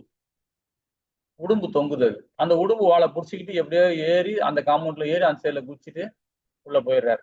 உள்ள போய் கதவு தட்டினோடனே சிந்தாமணிக்கு ஒண்ணுமே புரியல. இந்த நேரத்துல யாரா கதவு தட்டுறாங்க அப்படின்னு சொல்லிட்டு உடனே உள்ள போறார். கதவு திறந்து பார்த்தாங்கன்னா நிக்கிறாப்ல. என்னையா இந்த நேரத்துல வந்து இங்க வந்து நிக்கிற அப்படின்னு. அது இந்த மாதிரி மழை ஜோன்னு பெஞ்சுது. அது இல்லாம நான் கதவு வேற உள்ள வச்சு நான் பூட்டிட்டேன். கேட் எல்லாம் பூட்டிட்டேன். எப்படி வந்த? கேட்டை திறந்து எப்படி வர முடியும் உன்னால அப்படின்னு. இல்ல நான் செவுத்தேறி குதிச்சு வந்தேன் அப்படின்னு. செவுத்தேறி பாக்கணும் அவ்வளவு பெரிய செவுராச்சு உன்னால எப்படி ஏற முடிஞ்சது அப்படின்னு. ஒரு கயிறு தொங்கிட்டு இருந்தது அது பிடிச்சி ஏறி வந்தேன். அப்புறம் பார்த்தா கயிறு கிடையாது. அது உடும்பு. உடனே இந்த அம்மாவுக்கு இன்னும் கோவம் வருது. சரி வா அப்படின்னு சொல்லிட்டு கேட்டை திறந்துட்டு அங்க போறாங்க. அந்த நதிக்கரைக்கு போறாங்க. நதிக்கரைக்கு பார்த்தோன்னா அந்த கட்டைன்னு சொன்ன இடத்துல பார்த்தா அது ஒரு பிணம். அது கூட தெரியல அவருக்கு. அவர் ஒரு பிணத்தோட பார்க்காம ஒரு கட்டை நினைச்சிட்டு மிதக்கி அதை புடிச்சிட்டு வந்துட்டாருங்க. ஏன் இந்த மாதிரி ஒரு பிணத்தை புடிச்சுக்கிட்டோம், இந்த மாதிரி உடம்ப புடிச்சு மேல ஏறி வந்திருக்கிறியே, இது அழியக்கூடிய உடல் இது இல்லையா? இது அழியக்கூடிய உடல். இந்த உடலுக்காகவே அந்த எலும்பு தோலுக்குமா ஆசைப்பட்டு வந்திருக்கிறேன். நீலாம் மனுஷதானியா, நீலாம் மனுஷனா அப்படின்னு சொல்லிட்டு, உனக்கு என்ன பிரச்சனை? ஒரு நல்ல செல்வந்தர் குடும்பத்துல, ஒரு கல்வியாளர் குடும்பத்துல, ஒரு மகான் குடும்பத்துல, ஒரு ஒரு பிராமண குலத்துல பிறந்திருக்கிற நீ, நீ இந்த மாதிரி வரலாமா? இந்த மாதிரி செய்யலாமா? உனக்கு தகுதியா உனக்கு? அப்படின்னு சொல்லிட்டு அந்த அம்மா வந்து நிறைய அட்வைஸ் கொடுக்குது சிந்தாமணி. உடனே அப்பதான் அவருக்கு வந்து அந்த சூட்சம உடல், சூதள உடல் தான் இப்ப மாறி இருக்கு. சிந்தாமணி இப்பதான் இவரு தான் இந்த இதுல வந்துட்டாரு இல்லையா? சூட்சம உடல் தான் அப்பதான் வந்து அந்த அகங்காரம், அந்த மனம், புத்தி இது 3மே வந்து அப்பதான் அவருக்கு வெளிப்படுத்துது. ஏன்னா வந்து பாத்தீங்கன்னா, நம்ம இந்த வாழ்நாள்ல பகவானுக்கு எப்படிலாம் நம்ம பக்தி குடுக்குறோமோ, உடல் தான் மாறி இருக்கும். நம்ம அடுத்த பிறவி வேற உடல் மாறி இருக்கும். ஆனா நம்மளுடைய புத்தி, நம்முடைய மனது, அகங்காரம் அது மாறவே மாறாது. அந்த ஞாபக சக்தி பகவான் குடுப்பாரு. அடுத்த பிறவில. நாம இந்த கதியில நற்கதி அடைஞ்சா, நல்ல காரியங்கள் செஞ்சோம்னா, அடுத்த பிறவி நமக்கு வந்து அந்த ஞானம் கிடைக்கும். அந்த மெமரி பவர் நமக்கு குடுப்பாரு. அப்ப இந்த இடத்துல வில்வமங்கல் தாகூருக்கு அந்த அந்த இது கிடைக்கும். ஆஹா! நம்ம போன பிறவியில ஒரு நல்ல ஒரு சன்னியாசியா இருந்தோம். ஒரு சன்னியாசியா இருந்து, ஒரு பெண்ணால நாம சாபம் கிடைச்சது. அந்த பெண் வந்து இன்னைக்கு சிந்தாமணியா இருந்து, குருவா இருந்து எனக்கு உபதேசம் பண்ணியிருக்கிறா. இவ தான் என்னுடைய குரு. தீக்ஷா குரு. யார? குரு அதாவது சிந்தாமணிய குருவா ஏத்துக்கிட்டாரு. அது தீக்ஷா குருவா ஏத்துக்கிறார். சிக்ஷா குரு யாருன்னா பகவான் ஸ்ரீ கிருஷ்ணர் அப்படின்னு ஏத்துக்கிறார். இவர்தான் இந்த தீக்ஷா குரு. தீக்ஷா குருக்குள்ள மகிமை பத்தி ரொம்ப அழகா வந்து அவர் ஒரு புக் எழுதுகிறார். ரொம்ப அருமையான புக் அதுதான். அதெல்லாம் படிக்கணும். நிறைய விஷயங்கள் இருக்கு அதுல. அப்போ சிந்தாமணிய வந்து பாத்தீங்கன்னா, ஒரு குருவா ஏத்துக்கிட்டு அவங்க கிட்ட வந்து உடனே வந்து சொல்றார். இந்த மாரி நீதான் என்னுடைய குரு அப்படின்றாரு. அப்ப அவளுக்கு சிந்தாமணிக்கு ஒண்ணுமே புரியல. என்னடா என்ன போய் குருவா நான் ஒரு வேசி அப்படின்னு. ஏன்னா அவ ஏன்னு பாத்தீங்கன்னா, அவளும் வந்து ஒரு போன பிறவியில வந்து ஒரு இளவரசியா 18 வருஷம் இருக்கும்போது சரி பகவானுக்கு பக்தி குடுத்துட்டு இருந்தா. அதே மாரி தன்னுடைய செல்வத்த வந்து இந்த அந்தணருக்கு குடுத்தா. அந்த யாருக்கு? இந்த வில்வமங்குத்தூர் போன பிறவியில இருந்தார் இல்லையா? அதனால வந்து நல்ல காரியத்துக்காக அவரோட செல்வத்த எல்லாம் குடுத்தா. ஒரு ஆத்ம வந்து உடலை விட்டு போன பிறகு கூட அந்த செயல் பண்ணனால, இந்த பிறவியில வேசியாக இருந்தாலும், ஒரு ஒரு நல்ல ஒரு அந்தணருக்கு சாபம் விட்டதனால, இந்த குலத்துல வந்து வேசியா பிறந்திருக்கிறா. அவள கதை நல்லா இருக்கும். ரொம்ப அருமையா இருக்கும். வேசியா பிறந்திருக்காள். ஆனாலும் பகவானுடைய பக்தி அவளுக்கு. பக்தி மார்க்கம். அவள் தான் என்ன சொல்றா, தீக்ஷா குரு நிலையில இருந்து சொல்றா. "நீ இந்த மாரி நல்ல குலத்துல பிறந்திருக்கிற, ஒரு செல்வந்த குடும்பத்துல பிறந்திருக்கிற. நீ ஏன் இப்படி தரங்கெட்ட வாழ்க்கைய வாழற? உனக்குன்னு ஒண்ணு இருக்கு இல்லையா? நீ அத ஃபாலோ பண்ணு." அப்படின்னு சொல்லிட்டு நெறைய அட்வைஸ்லாம் குடுக்குறான். "நீ ஒரு கிருஷ்ணர் பக்தர் நீ. நீ இப்படிலாம் இருக்கலாமா? இந்த மாரிலாம் இருக்கக்கூடாதுன்னு" சொல்லிட்டு அந்த அம்மா வந்து நெறைய அட்வைஸ் குடுத்த உடனே அது அவர் ஏத்துக்கிட்டு அதுக்கப்புறமா என்ன பண்றாரு, "நான் உடனே பிருந்தாவனம் கிளம்பணும்." அப்படின்னு சொல்லிட்டு பிருந்தாவனம் கிளம்புறாரு. அவர் உடனே கிளம்பி எல்லாத்தையும் தொறந்துட்டார். அந்த உரிமை உணர்வு வந்து எல்லாத்தையும் விடுபட்டு அங்கருந்து கிளம்புறாரு. நேரா பிருந்தாவனம் போறாரு. போகும்போது பார்த்தீங்கன்னா, அங்க ஒரு அந்த ஒரு காட்டு வழியா போகும்போது, அங்க ஒரு பெண் வந்து ரொம்ப அழகான பெண். ஒரு கிரகஸ்தன் அவங்க. வேற்று வே வேறோட கணவரோட வேறோட ம ப அவரோட மனைவி அவங்க. அவங்க ரொம்ப அழகா இருக்காங்க. அவங்கள ஃபாலோ பண்ணிட்டே போறாரு. ஃபாலோ பண்ணி போம்போது, அப்போ வந்து ஒரு ஸ்டேஜ்ல வந்து கேட்கிறாரு. கேட்கும்போது, "நான் உங்ககிட்ட ஈடுபாடு இருக்கணும்" அப்படின்னு கேட்ட உடனே, அந்த அம்மா பயந்துகிட்டு நேரா அந்த வீட்டுக்குள்ளேயே போயிடுச்சு. அவர் கணவர்கிட்ட போய் சொல்லுது. இந்த மாரி இந்த ஆள் சொல்றாரு, இந்த மாரி இருக்காரு அப்படின்னு. அப்புறம் அவர் கணவர் சொல்றார். அவர பார்த்தா ஒரு சாதாரண ஆள் மாரி தெரியல. அவர் மேல ஒரு நல்ல ஒரு தேஜஸ் தெரியுது. ஒரு பொலிவு தெரியுது.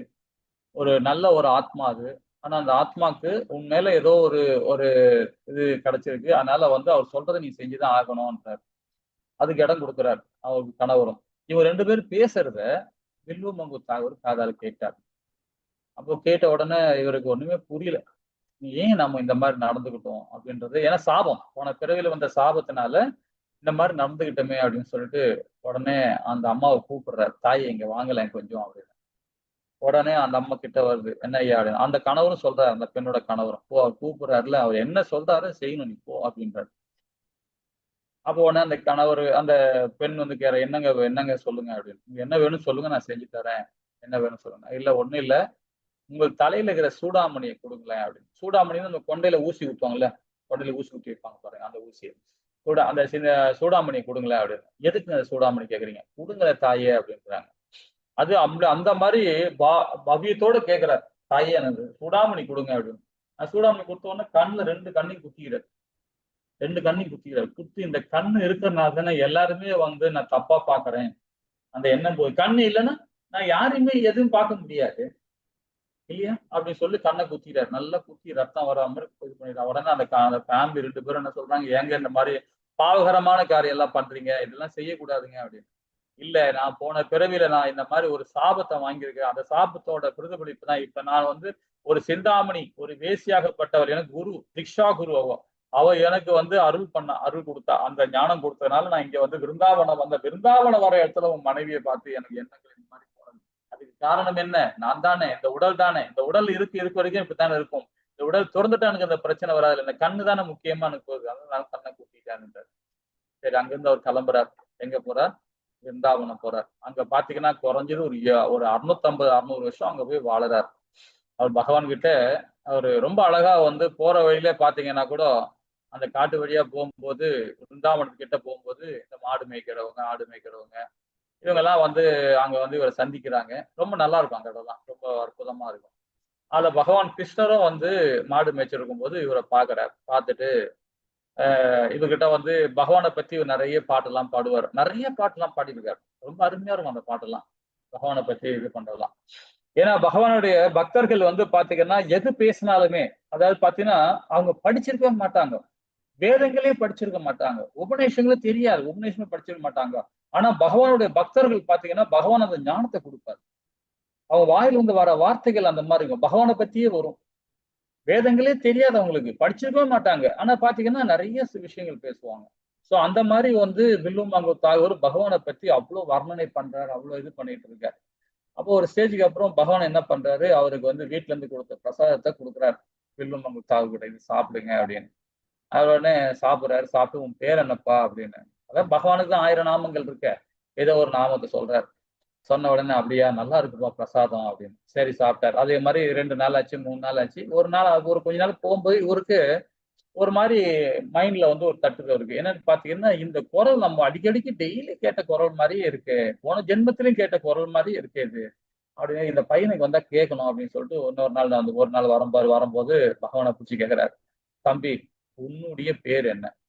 சரி, உன் பேரை நீ சொல்ல மாட்டேன்ற, மாத்தி மாத்தி சொல்றேன்னு நினைக்கிறேன்.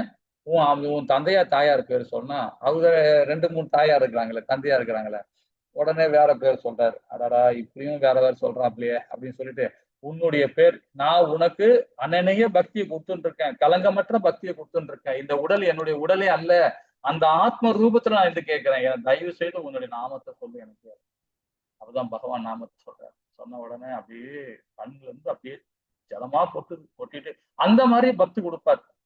பகவான் பாத்தீங்கன்னா அந்த படத்துல பாக்குறீங்க இந்த மாதிரிதான் உட்கார்ந்து இருப்பார். நம்ம அழகா கீர்த்தனை பண்ணும்போது நல்ல சப்பளங்களை போட்டுக்கிட்டு கன்னத்துல கை வச்சுக்கிட்டு ரொம்ப அற்புதமா நம்ம பேசுறதெல்லாம் கேட்டுக்கிட்டே இருப்பார். என்னுடைய பக்தன், என்னுடைய பிரியமானவன் இல்லையா, அந்த சாந்தத்தை கேட்பார். ஏன்னா அவர் வந்து கண்ணு தெரியாது. இருந்தாலும் பாத்தீங்கன்னா அவரு ஒரு ஸ்டேஜ்ல வந்து பாத்தீங்கன்னா ஆஹ் பகவானை வந்து தொட போவார். கை பிடிக்க போவார் பகவானுக்கு. இது கண்ணு தெரியாது இல்லையா, உடனே கையை பிடிக்க போவார். உடனே பகவான் அங்க வந்து ஸ்லிப் ஆகி ஓடுவார். ஸ்லிப் ஆகி உடனே அங்க ஒரு ஒரு நல்ல ஒரு ஒரு ஸ்லோகம் படிப்பான். சூப்பரா இருக்கும், நல்லா அருமையா இருக்கும். அவர் ஒண்ணு சொல்றாரு அங்க, பகவானை பத்தி சொல்றாரு. அது நான் சொல்றேன் பாருங்க, ரொம்ப அற்புதமா இருக்கும் அது. அந்த இடத்துல அதாவது என்ன சொல்றாருன்னா, தவழும் அதாவது முயலும் என்னுடைய கரங்களை தள்ளிவிட்டு, ஓ கிருஷ்ணா, உன்னுடைய பலத்தால் நீ ஓடுவதில் என்ன ஆச்சரியம் இருக்கிறது? என்னுடைய இதயத்தில் இருந்து நீ தப்பித்தால் மட்டுமே உன்னை நான் பலசாலியாக கருதுவேன். அந்த ஸ்லோகம் பாருங்க. அதாவது கஷ்டம் உத்திசைய யதா அஸ்மி பலத் கிருஷ்ணா கிம் அர்த்தவம் இதய தத் நிர்வி பௌரிஷம் சுனிமி அப்படின்ற. அதாவது எனக்கு கண்ணு தெரியாது, இருந்தாலும் நான் உன்னை பிடிக்க போறேன். எனக்கு ஸ்லிப் ஆகி ஓடுறேன், பரவாயில்ல. அது உன்னுடைய சாமர்த்தியம். நான் என்னுடைய இயலாமை இருக்கலாம். நான் என்னுடைய இதயத்திலிருந்து நீ ஓடி போய் பார்ப்போம். அப்ப நான் உன்னை பலசாலியா ஏத்துக்கிறேன் அப்படின்றாரு. எப்படி போவார் இதயத்துல இருந்து? பகவான் இதயத்திலிருந்து, நம்ம இதயத்திலிருந்து எல்லா இடத்துலயும் போக மாட்டாரு. ரொம்ப அற்புதமா இருக்கும் அந்த இது. அது மாதிரி நிறைய ஸ்லோகம், ரொம்ப அற்புதமான ஸ்லோகம் எல்லாம் எழுதியிருக்கிறார். இப்ப இது பண்ணியிருக்கார், பாராயணம் பண்ணியிருக்கிறார் பகவானை பத்தி. நம்ம ஆழ்வார்கள் எல்லாம் எப்படி பண்ணாங்களோ அது மாதிரி வந்து விஷ்ணு சுவாமி வைஷ்ணவ இவருடைய ஆச்சாரிகள் வந்து ரொம்ப வந்து பிரசித்தி பெற்றவங்க இல்லைங்களா. அந்த மாதிரி அந்த சம்பிரதாயத்துல ஒரு ஆச்சாரியா இருக்கார், முக்கியமான ஆச்சாரியாரா இருக்கார். அதே மாதிரி பாத்தீங்கன்னா இவர் சொல்லிட்டே போலாம் இவரை பத்தி நிறைய. நம்ம ராமானுஜ ஆச்சாரி எப்படி இருக்காரு, மத்வாச்சாரி எப்படி இருக்கிறாரோ அதே மாதிரி இவரு நம்ம இவருக்கு பாத்தீங்கன்னா வில்லுமங்க தாகூர் நிறைய விஷயங்கள் சொல்லலாம். பகவானுக்கு பிரசாதம் பண்றது பாத்தீங்கன்னா ரொம்ப அற்புதமா பண்ணுவார். எந்த ஒரு பாத்திரம் இருக்காது, நெருப்பு இருக்காது, அடுப்பு இருக்காது, தானியங்கள் இருக்காது, எதுவுமே இருக்காது. ஆனா எல்லாமே கற்பனையிலேயே பண்ணுவார். கட்டு வச்சுட்டேன், 2 கல்லு வச்சுட்டேன், அடுப்பு பத்த வச்சுட்டேன், பானை தூக்கி வச்சுட்டேன், தண்ணி ஊத்திட்டேன், அரிசியை போட்டேன், உல வச்சுட்டேன், சரி இன்னொரு அடுப்புல பதார்த்தம் பண்ணலாம், இன்னொரு அடுப்புல ஸ்வீட் பண்ணலாம் அப்படின்னு சொல்லிட்டு எல்லாமே கற்பனையிலேயே பண்ணுவார். எல்லாமே கற்பனையில பண்ணிட்டு அது பகவானுக்கு நைவேத்தியம் பண்ணுவார். கற்பனையில நைவேத்தியம் பண்ணுவார். அதையும் பகவான் என்ன பண்ணுவார், இந்த மாதிரி சப்பளம் போட்டு உட்காந்துக்கிட்டு அதை வாங்கி சாப்பிடுறாரு. இவ்வளவு அற்புதம் பாரு. ஏன்னா எல்லாமே சூட்சமம், எல்லாமே சூட்சமம். ஆனா உள்ள இருக்கிற அந்த ஆத்ம ரூபத்தில அந்த ஆத்ம ரூபத்துல செயல்படுறான் பாருங்க பக்தன், அது பகவானுக்கு ரொம்ப பிடிக்கும். ஏன்னா அவன் குணம் மாறல, சுத்த சத்துவத்துல போறான். சுத்த சத்துவத்துல இருந்து எனக்கு பண்றான், எதுவுமே இல்ல அவன்கிட்ட, ஒரு பொருளும் இல்ல. ஆனா அவனுடைய இருதயம் எப்படி இருக்கு பாருங்க, ஆத்ம ரூபத்துல அவன் பண்றான். சோ அந்த மாதிரி பக்தி தான் பகவானுக்கு முக்கியம் இல்லைங்களா? இப்பதான் புருஷாஷ்டம் பண்ணாரா பிரபுஜி? ஹரே கிருஷ்ணா. இப்பதான் புருஷாஷ்டம் பண்ணாரா? என்ன மாதாஜி? ஹரே கிருஷ்ணா. சரி, இந்த பக்தி தோண்டி தலை சிறந்தது 1ல இருந்து 7வது பதம் வரைக்கும் பார்த்தோம். அதாவது அருவ பிரம்ம வழிபடுவர்கள், பக்தர்கள் பக்குவமானவர்கள், பகவான் கிருஷ்ணர் தாமே பக்தர்களை விடுவிக்கிறார். இந்த 3 ஸ்தானத்துல இருந்து நம்ம ரொம்ப ரொம்ப அழகா நம்ம படிச்சோம். 8வது பதத்துல இருந்து 12வது பதம் என்ன சொல்றதுன்னா, பக்குவமடைந்த நிலை, சாதனா பக்தி பயிற்சி நிலை பத்தி படிச்சோம். அதே கர்ம யோகத்துல நிஷ்காம கர்ம யோகம், சகாம கர்ம யோகத்துல எப்படி கர்ம யோகத்துல பக்தி கொடுக்கணும்ன்றத நம்ம தெரிஞ்சுக்கிட்டோம். ஏனி படிக்கிறது மாதிரி இல்லைங்களா? சரி, 8வது ஸ்லோகத்துல நம்ம என்ன பக்தி படிச்சோம், எனக்கு ஞாபகம் இருக்கா? அந்த 4 பதத்துல ரொம்ப அழகா படிச்சோம். 8, 9, 10, 11, 12 இந்த 5 இது பத்தி படிச்சோம். 6 விதமான பக்தியை படிச்சோம். முதல் பக்தி என்ன ஞாபகம் இருக்கா? எல்லாமே அன்மியூட் பண்ணி பேசலாம். அனன்ய பக்தி. அனன்ய பக்தி. அனன்ய பக்தி. ஹரே போல், ஹரி போல் மாதாஜி. 9வது ஸ்லோகம் அடுத்த பக்தி சாதனா பக்தி. சாதனா பக்தி. ஹரிபோல் மாதா. இது சாதனா பக்தி இல்லைங்களா? சாஸ்திர சம்பிரதாயத்தை பயிற்சி பண்ணி நாம நிலை பெறது அப்படின்னு படிச்சோம். அதுக்கு அடுத்தது 3வது பக்தி மாதாஜி ஞாபகம் இருக்கா? கர்ம யோகத்துல படிச்சோம். கர்ம யோக பக்தி, நிஷ்காம கர்ம யோகம் படிச்சு. நிஷ்காம கர்ம யோகா. அதுக்கு அடுத்தது நிஷ்காம கர்த்து சகாம கர்ம யோகம். சகாம கர்ம யோகா, நிஷ்காம கர்ம யோகா, சகாம கர்ம யோகா இல்லைங்களா? இந்த 4 விதமான பக்தியை நாம படிச்சோம். அதுக்கப்புறம் தியான யோகம், தியான படிச்சோம். அப்புறம் ஞான யோகம் படிச்சோம். அதுக்கப்புறம் தியாக யோகம் படிச்சோம். தியாகம் சொல்றது எல்லா பக்தியுமே, நம்ம சாதனா பக்தியை பண்ணாலும் சரி, கலங்கமற்ற பக்தியை கொடுத்தாலும் சரி, நிஷ்காம கர்ம யோகத்துல பண்ணாலும் சரி, சகாம கர்ம யோகத்துல பண்ணாலும் சரி, ஞான யோகத்துல பண்ணாலும் சரி, தியான யோகத்துல பண்ணாலும் சரி, எல்லாமே நமக்கு பகவானுக்கு தியாகம் பண்ணணும். கடைசி பக்தி அது தியாகம் பண்ற பக்தி. அது 7வது பக்தி இல்லைங்களா? அந்த 6 பக்தியை நம்ம உணர்ந்துட்டு 7வது பக்தியை கொடுக்கும் போதுதான் நாம தன்னிலை அடைகிறோம் அப்படின்றத நம்ம புரிஞ்சுக்கிட்டோம். சோ அது இந்த பக்தி தொண்டு ஏணி படிக்கிறதை மறக்காதீங்க. பகவான் கிருஷ்ணருக்கு பிரியமான மற்றும் குணங்கள் பத்தி பார்த்தோம் இல்லைங்களா? ரொம்ப பிரியமானவர், இந்த பக்தர் எனக்கு பிரியமானவர், அந்த பக்தர் பிரியமானவர் சொல்லிட்டு ரொம்ப அற்புதமா நமக்கு ஒரு பதமா கொடுக்குறாரு. 13ல இருந்து 20 பதம் வரைக்கும் நமக்கு அழகா கொடுத்தாரு. 7 பதங்களை ரொம்ப விதமா படிச்சோம். தனது நடத்தை பிற உயிரினங்களிலிருந்து வெளிப்படுத்தும் நடத்தை பார்த்தோம், தெரிஞ்சுக்கிட்டோம். நிகழ்வுகளை எதிர்கொள்ளும் விதம் தெரிஞ்சுக்கிட்டோம். பகவானிலிருந்து வெளிப்படுத்தும் நடத்தை தெரிஞ்சுக்கிட்டோம் சரிங்களா? இந்த 4 பிரிச்சு நம்ம படிச்சோம். அந்த பதம் மூலியமா 20 வரைக்கும் படிச்சோம் இல்லைங்களா? ஹரே கிருஷ்ணா. சரி, நாமும் இனி பாத்தீங்கன்னா 13வது அத்தியாயம் நம்ம இன்னைக்கு போறோம். பார்ப்போம். ஒரு பேசிக் நம்ம படிப்போம். மணி என்ன ஒரு டைம் ஆயிடுச்சு போல இருக்கு. இருந்தாலும் ஒரு 10 நிமிஷம் இருக்கு, ஒரு 7 நிமிஷம் இருக்கு. நம்ம கொஞ்ச நேரம் படிக்கலாமே. தொடங்கிடுவோம். நாம நாளைக்கு கிளாஸ் கிடையாது. என்ன, நான் நாளைக்கு கிளம்புறேன், இங்க இருந்து சென்னை கிளம்புறேன். அதனால நமக்கு பாத்தீங்கன்னா ஒரு நிமிஷம் நாளைக்கு கிளாஸ் வராது. நாளைக்கு ஃபுல்லா நான் ட்ரெயின்ல தான் இருப்பேன். ஆனாலும் வியாழக்கிழமை அன்னைக்கு கிளாஸ் ரெகுலர் தான். 7 மணிக்கு நம்ம கிளாஸ் எடுத்துடலாம். அது 11 அத்தியாயத்தை நம்ம விரிவா பார்ப்போம்.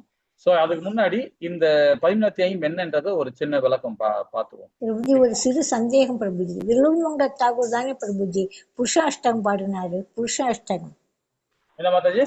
சித்ராஷ்டகமா? வில்வம் தானே புருஷாஷ்டகம் பாடினாரு?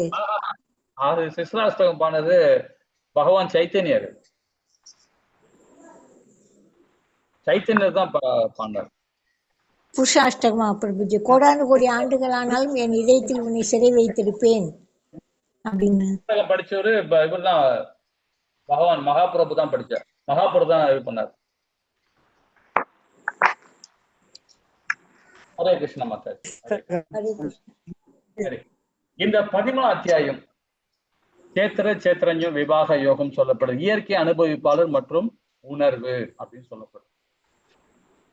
இந்த அத்தியாயம் பாத்தீங்கன்னா ரொம்ப ஞான யோகம். இப்ப நம்ம இது வரைக்கும் கர்ம யோகத்தை பார்த்தோம், பக்தி யோகத்தை பார்த்தோம். 1ல இருந்து 6வது வரைக்கும் கர்ம யோகத்தை பார்த்தோம். 7ல இருந்து 13, 12 வரைக்கும் பக்தி யோகத்தை பார்த்தோம். இனி பாத்தீங்கன்னா நம்ம முழுமையா பார்க்க போறது ஞான யோகம். 18 அத்தியாயமும் இந்த 6 அத்தியாயமும் நம்ம ஞான யோகத்தை பார்க்க போறோம். இந்த ஞான யோகத்துல இந்த முதல் அத்தியாயத்துல என்ன சொல்லப்படுதுன்னு பாத்தீங்கன்னா 24 மூலக்கூறுகள். அந்த 24 மூலக்கூறுகள் எப்படி இயங்குது அப்படின்றத நாம இன்னைக்கு இந்த அத்தியாயம் மூலமா நிறைய விஷயங்கள் நம்ம தெரிஞ்சுக்க போறோம். இதுல குறிப்பா பாத்தீங்கன்னா ஞானேந்திரங்கள், கர்மேந்திரங்கள், புலன்கள், அதே மாதிரி இந்த முக்குணங்கள் இருக்கு இல்லையா, சத்துவகுணம், ரசோகுணம், தமோகுணம், இது பிரதானமா ஒண்ணு. அதுக்கப்புறம் உடல் சார்ந்த செயல், அதாவது சூட்சம உடல், சூதர உடல், அது 8. இதெல்லாம் பத்திலாம் நம்ம இந்த 24 மூலக்கூறுகளும் நம்ம பார்க்க போறோம் இன்னைக்கு இந்த அத்தியாயம் மூலியமா நம்ம தெரிஞ்சுக்க போறோம். இதுல விசேஷம் என்னன்னு பாத்தீங்கன்னா முக்கியமா சொல்லப்படுது அந்த 24 மூலக்கூறுகள் எப்படி இயங்குது, எப்படி உடல்ல எப்படி இயங்குது அப்படின்றத நாம இதுல தெரிஞ்சுக்க போறோம். இப்ப எல்லாருக்கும் தெரியும் என்ன சொல்லுவோம் பாத்தீங்கன்னா பஞ்சபூதங்கள் நம்ம சொல்லுவோம். பஞ்சபூதங்கள் 5 நம்ம சொல்லுவோம். கரெக்டான மாதாஜி? ஆமா பிரபுஜி. ஹரே கிருஷ்ணா பிரபு. ஆமா பிரபுஜி. ஓகே. அப்போ நிலம், நீர், நெருப்பு, காற்று, ஆகாயம், இது 5. கர்மேந்திரன்னு சொல்லப்படுது. கர்மேந்திரங்கள் 5. இந்த கர்மேந்திரங்கள் என்ன தெரியுமா? கண், காது, மூக்கு, தொடுகுணர்வு அறிகிறது, கை, தோல். கண் பார்க்குது, காது கேட்குது, மூக்கு நுகர்து, தோல் தொடுஉணர்வு அறியுது. நான் தப்பா சொல்றீங்க. இருந்தாலும் இதுல கொஞ்சம் இதா இருக்கு, கொஞ்சம் இதா தப்பா இருக்கு, சொல்றேன். கர்மேந்திரங்கள் 5. நீங்க புலன்கள் சொல்றீங்க. கர்மேந்திரங்கள் 5ன்னு சொல்லும் போது பாத்தீங்கன்னா குரல், நம்ம பேசுற வார்த்தைகள், நம்ம சவுண்டு, அந்த குரல் இருக்கு பாத்தீங்களா, அந்த குரல், இது கர்மேந்திரங்கள். இப்ப நம்ம ஒருத்தரை சபிக்கிறோம், ஒருத்தரை வாழ்த்துறோம், பகவானுக்கு பாராயணம் பண்றோம், எல்லாமே இந்த வாயால தான் நம்ம பேசுறோம், எல்லாமே சொல்றோம். அந்த வாய் கிடையாது, இந்த குரல் தான். அதுதான் கர்மேந்திரங்கள். வாய் புலன்கள். அது சோ குரல் கர்மேந்திரங்கள். அதுதான் ரொம்ப இம்பார்ட்டன்ட், நிறைய பேர் தெரியாது. அதுதான் விரிவா நான் சொல்ல வரேன். குரல் முதல்ல, அதுக்கப்புறம் கால்கள். இந்த காலை வச்சுதான் நாம நிறைய கர்மங்கள்லாம் பண்றோம். கர்மேந்திரங்கள் சொல்றது இந்த காலை வச்சு நிறைய விஷயங்கள் நம்ம பண்றோம். கோவிலுக்கும் போறோம், ஒரு தவறான செயலுக்கும் போறோம், எல்லா விதமான இந்த பௌதிகத்தன்மைக்கும் இந்த காலை யூஸ் பண்றோம் இல்லைங்களா? கால் கர்மேந்திரங்கள்ல 2வதா சொல்லப்படுது. 3வது கைகள். கால்கள், கைகள். 3வது இந்த கையை வச்சு நாம கர்மேந்திரங்கள்ல அது கர்மா செய்யறோம். பாவ கர்மாவும் செய்யறோம், புண்ணிய கர்மாவும் செய்யறோம் இந்த கையை வச்சுக்கிட்டு. ஆசான வாய். ஆசான வாயின்னு சொல்லும் போது பாத்தீங்கன்னா நம்ம சாப்பிடுற உணவு தவறான சாப்பாடும் சாப்பிடுறோம், ஆன்மீக தன்மையும் சாப்பிடுறோம். அது கர்மேந்திரங்கள் மூலியமா தான் அது ஒரு ஆசான வாயு சொல்லப்படுது. நீங்க எப்படி செயல்படுறீங்களோ அந்த ஆசான பிறப்பு, அந்த இடம் பாத்தீங்கன்னா அதான் 9 விதமான நம்ம உடல்ல ஹோல் இருக்கு இல்லையா? நம்ம எல்லாருக்கும் 9 விதமான ஹோல் இருக்கு.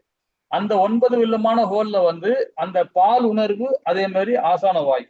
ஆசான வாயில அந்த பிரகாசம் கிடைக்கும். நம்ம எப்படி நடந்துக்கிறோமோ அதுக்கு ஏத்த மாதிரி பிரகாசம். நம்ம வாயில எப்படி பகவானுக்கு நம்ம பிரசாதம் சாப்பிடுறோமோ அது போற கழிவும் பாத்தீங்கன்னா அந்த கழுவி போற ஆசான வாயுவும் வந்து ஒரு முக்கியமான இடம். அது ஆதி மூலம் சொல்லப்படுவாங்க அந்த இடத்துல வந்து ரொம்ப இம்பார்ட்டன்ட் இடம். அது நம்ம யாருமே வந்து அது பெருசாவே நம்ம எடுத்துக்க மாட்டோம். அது ரொம்ப இம்பார்ட்டன்ட். ஆன்மீகத்துல ரொம்ப முக்கியமான இடம் சொல்லப்படுது. அது கர்மேந்திரங்கள், ஆசான வாயு. எப்பவுமே சுத்தப்படுத்திட்டே இருக்கணும் அந்த இடம் வந்து. இதுல பேர் பாத்தீங்கன்னா கோவில்ல இருக்கும்போது அந்த கேஸ் ட்ரபிளுக்கு எல்லாமே இது பண்ணுவாங்க. அது மாதிரி கோவில்ல போய் அந்த மாதிரி கேஸ் ப்ராப்ளம் வந்துச்சுன்னு வச்சுக்கலாம், உடனே போய் அது அது வந்து ஒரு ஒரு உபநிஷங்கள் நான் படிச்சேன். சில பேர் உடல் உபாதைகள் இருக்கு இல்லைங்களா, அங்க கோயில போயிட்டு அந்த மாதிரி கேஸ் ப்ராப்ளம் வரும், அந்த ஆசான வழியா வரும். வரும்போது பாத்தீங்கன்னா நம்ம உடல்ல தூய்மை, அதாவது தூய்மை போயிடுச்சு, கெட்டு போச்சு, உடல் கெட்டு போச்சு. உடனே போய் நம்ம கோயில குளிச்சுட்டு நம்ம உடனே கோயிலுக்கு வெளியே வந்து குளிச்சிடணும். குளிச்சுட்டு திரும்பி கோயிலுக்குள்ள போகணும். எந்த ஒரு செயலுமே பகவானுக்கு எதிர்த்தாப்புல நின்றுட்டோ இல்ல பாராயணம் பண்ணும் போதோ இந்த கேஸ் ப்ராப்ளம் இல்லாம இருக்கும். அந்த கேஸ் வெளியே போகக்கூடாது. அந்த மாதிரி அந்த ஆசான வழியில போச்சுன்னா நாம அந்த பக்தி பூர்ணம் அடையாது. அதுதான் கர்மேந்திரங்கள் அப்படின்னு சொல்லப்படுது. நிறைய பேருக்கு பாத்தீங்கன்னா அந்த ப்ராப்ளம் இருக்கும். என்ன பண்ண முடியும்? போய் ஒரு ஒரு போய் நல்லா சாப்பிட்டு வயிறு முட்டை போய் சாப்பிட்டுட்டு அங்க உட்காந்துக்கிட்டு சப்ஜம் கேட்டுட்டே இருப்போம், கீழே போயிட்டே இருக்கும், வாமிட்டுக்கிட்டே இருக்கும். அப்ப பாத்தீங்கன்னா அந்த பக்தி கிடையாது. அது கர்மேந்திரங்கள். இதுக்கும் யம தர்மராஜா தர்மர் அதுக்கும் ஒரு தடம் வச்சுக்கிறாரு. சோ இது வந்து கர்மேந்திரங்கள். நான் ரொம்ப டீப்பா போலாம், இதை ரொம்ப அழகா படிக்கலாம். கர்மேந்திரங்கள், ஆசானவாய். அதே மாதிரி பால் உறுப்பு. பால் உறுப்புன்னு சொல்ற போதே பாத்தீங்கன்னா திருமணம் ஆகி நம்ம திருமணம் பண்றோம், திருமணம் பண்ணிக்கிட்டோம்னா அதுக்கப்புறம் இரு மனங்களை சேர்றாங்க. அந்த இடம் வந்து நல்ல இடமா இருக்கணும். அதே போல நல்ல முகூர்த்த நேரம் இதெல்லாம் பார்த்து அது வந்து ரெண்டு ஆத்மாக்களும் பகவானுகிட்ட சரணாகதி அடையணும். ரெண்டு ஆத்மாக்களும் சரணாகதி அடைந்து, பகவானே நீ எனக்கு மகனாகவும் தாயே எனக்கு நீ மகளாகவும் பிறக்கணுன்றது அங்க வந்து ஒரு சங்கல்பம் எடுத்துக்கிட்டு அவங்க அந்த இரு மனம் கூடும் போது பாத்தீங்கன்னா அந்த இடம் வந்து அந்த பால் உறுப்பு வந்து பாத்தீங்கன்னா மன்மத லீலையில ரொம்ப அழகா சொல்லப்பட்டிருக்காங்க. ஏன்னா பகவான் மன்மதன் ஆச்சே, பகவானே மன்மதன் தானே, அந்த மன்மத ரூபத்துல வந்து அவருக்கு அந்த குழந்தை பாக்கியம் இருக்கிறார். இப்போ அந்த மாதிரி ஒரு பிரசித்தி உள்ளது இல்லைங்களா. அது மாதிரி இதெல்லாம் கர்மேந்திரங்கள் ரொம்ப இம்பார்ட்டன்ட். கர்மேந்திரன் குரல் மறந்துடாதீங்க, நோட் பண்ணி வச்சுங்க. குரல், கால்கள், கைகள், ஆசான வாயு, அது வந்து பாலுரு, இது கர்மேந்திரங்கள். அதே மாதிரி வந்து பாத்தீங்கன்னா ஞானேந்திரங்கள். இப்ப முதல்ல என்ன படிச்சோம்? பஞ்சபூதங்கள் 5 படிச்சோம், அப்புறம் வந்து கர்மேந்திரங்கள் 5 படிச்சோம், இப்ப ஞானேந்திரங்கள் 5. இந்த ஞானேந்திரங்கள் என்ன சொல்லப்படுது அப்படின்னு பாத்தீங்கன்னா கண்கள், காதுகள், மூக்கு, நாக்கு, தோல். சோ இது வந்து பாத்தீங்கன்னா ஞானேந்திரங்கள். இப்ப கண்கள், நம்ம கண்கள்ல பார்க்கும்போது பாத்தீங்கன்னா எப்பவுமே ஒரு நம்ம கண்ணுல வந்து தவறான விஷயமும் பார்க்கிறோம், நல்ல விஷயங்களும் பார்க்கிறோம் இல்லைங்களா. அப்போ ஞானம் இந்த புத்தி சார்ந்து பார்க்கும்போது பாத்தீங்கன்னா பௌதிக புத்தியா இல்லைன்னா ஆன்மீக புத்தியா, ஆன்மீக ஞானமா பௌதிக ஞானமா. அப்போ இந்த அந்த ஆன்மீக ஞானத்துல பார்க்கும்போது இந்த கண்கள் நமக்கு வந்து ரொம்ப அழகாக பகவானை பத்தி பாடணும், பகவானை பத்தி அவரை பத்தி பார்க்கணும், அவருடைய ட்ரெஸ்ஸில் தொட்டு பார்க்கணும், இந்த மாதிரி எல்லாம் நமக்கு வந்து இந்த ஞானத்துக்கு மூலியமா நம்ம செயல்படுவோம் இல்லைங்களா. அதே மாதிரி காதுகள் அப்படிதான், பகவான் ஹரிநாமத்தை காதால கேட்கணும், பகவானுடைய அதே மாதிரி இந்த சப்தங்களை இது மாதிரி ஸ்ரீமத் பாகவதம், ஸ்ரீமத் பகவத்கீதை இதெல்லாம் படிக்கணும். அதெல்லாம் நாம எதன் மூலியமா ஞானேந்திரன் மூலியமாக இயங்கும். ஞானேந்திரங்கள் இது இந்த ஞானத்துக்கு இந்த மூளைக்கும் அந்த இதுக்கும் ஒரு கனெக்டிங் இருக்கு. கண்ணுக்கும் அதே மாதிரி காதுக்கும் மூக்குக்கும். மூக்குக்குள்ள வந்து பாத்தீங்கன்னா நம்ம ஸ்மெல் பண்றோம் பாத்தீங்களா. பகவான் கோவில போன உடனே அவர் அந்தனர் என்ன பண்ணுவாரு, துளசி இலை கொடுப்பாரு, இல்லைன்னா ஒரு பூ கொடுப்பாரு, பூ கொடுப்பாங்க. அந்த பூ உடனே முகுந்து பார்க்கணும். முகுந்து பார்த்துட்டு நம்ம எடுத்துமே தலையை வச்சு கூடாது, தலை வைக்காம முகுந்து பார்த்துட்டு அது அந்த ஸ்மெல் வந்து பாத்தீங்கன்னா பகவானுடைய ஸ்மெல் இருக்கு. அப்போ அது பண்ணும்போது இந்த ஞானேந்திரங்கள் நல்லா, இந்த ஞானம் வந்து இந்த புத்தி வந்து நல்லா செயல்படும்.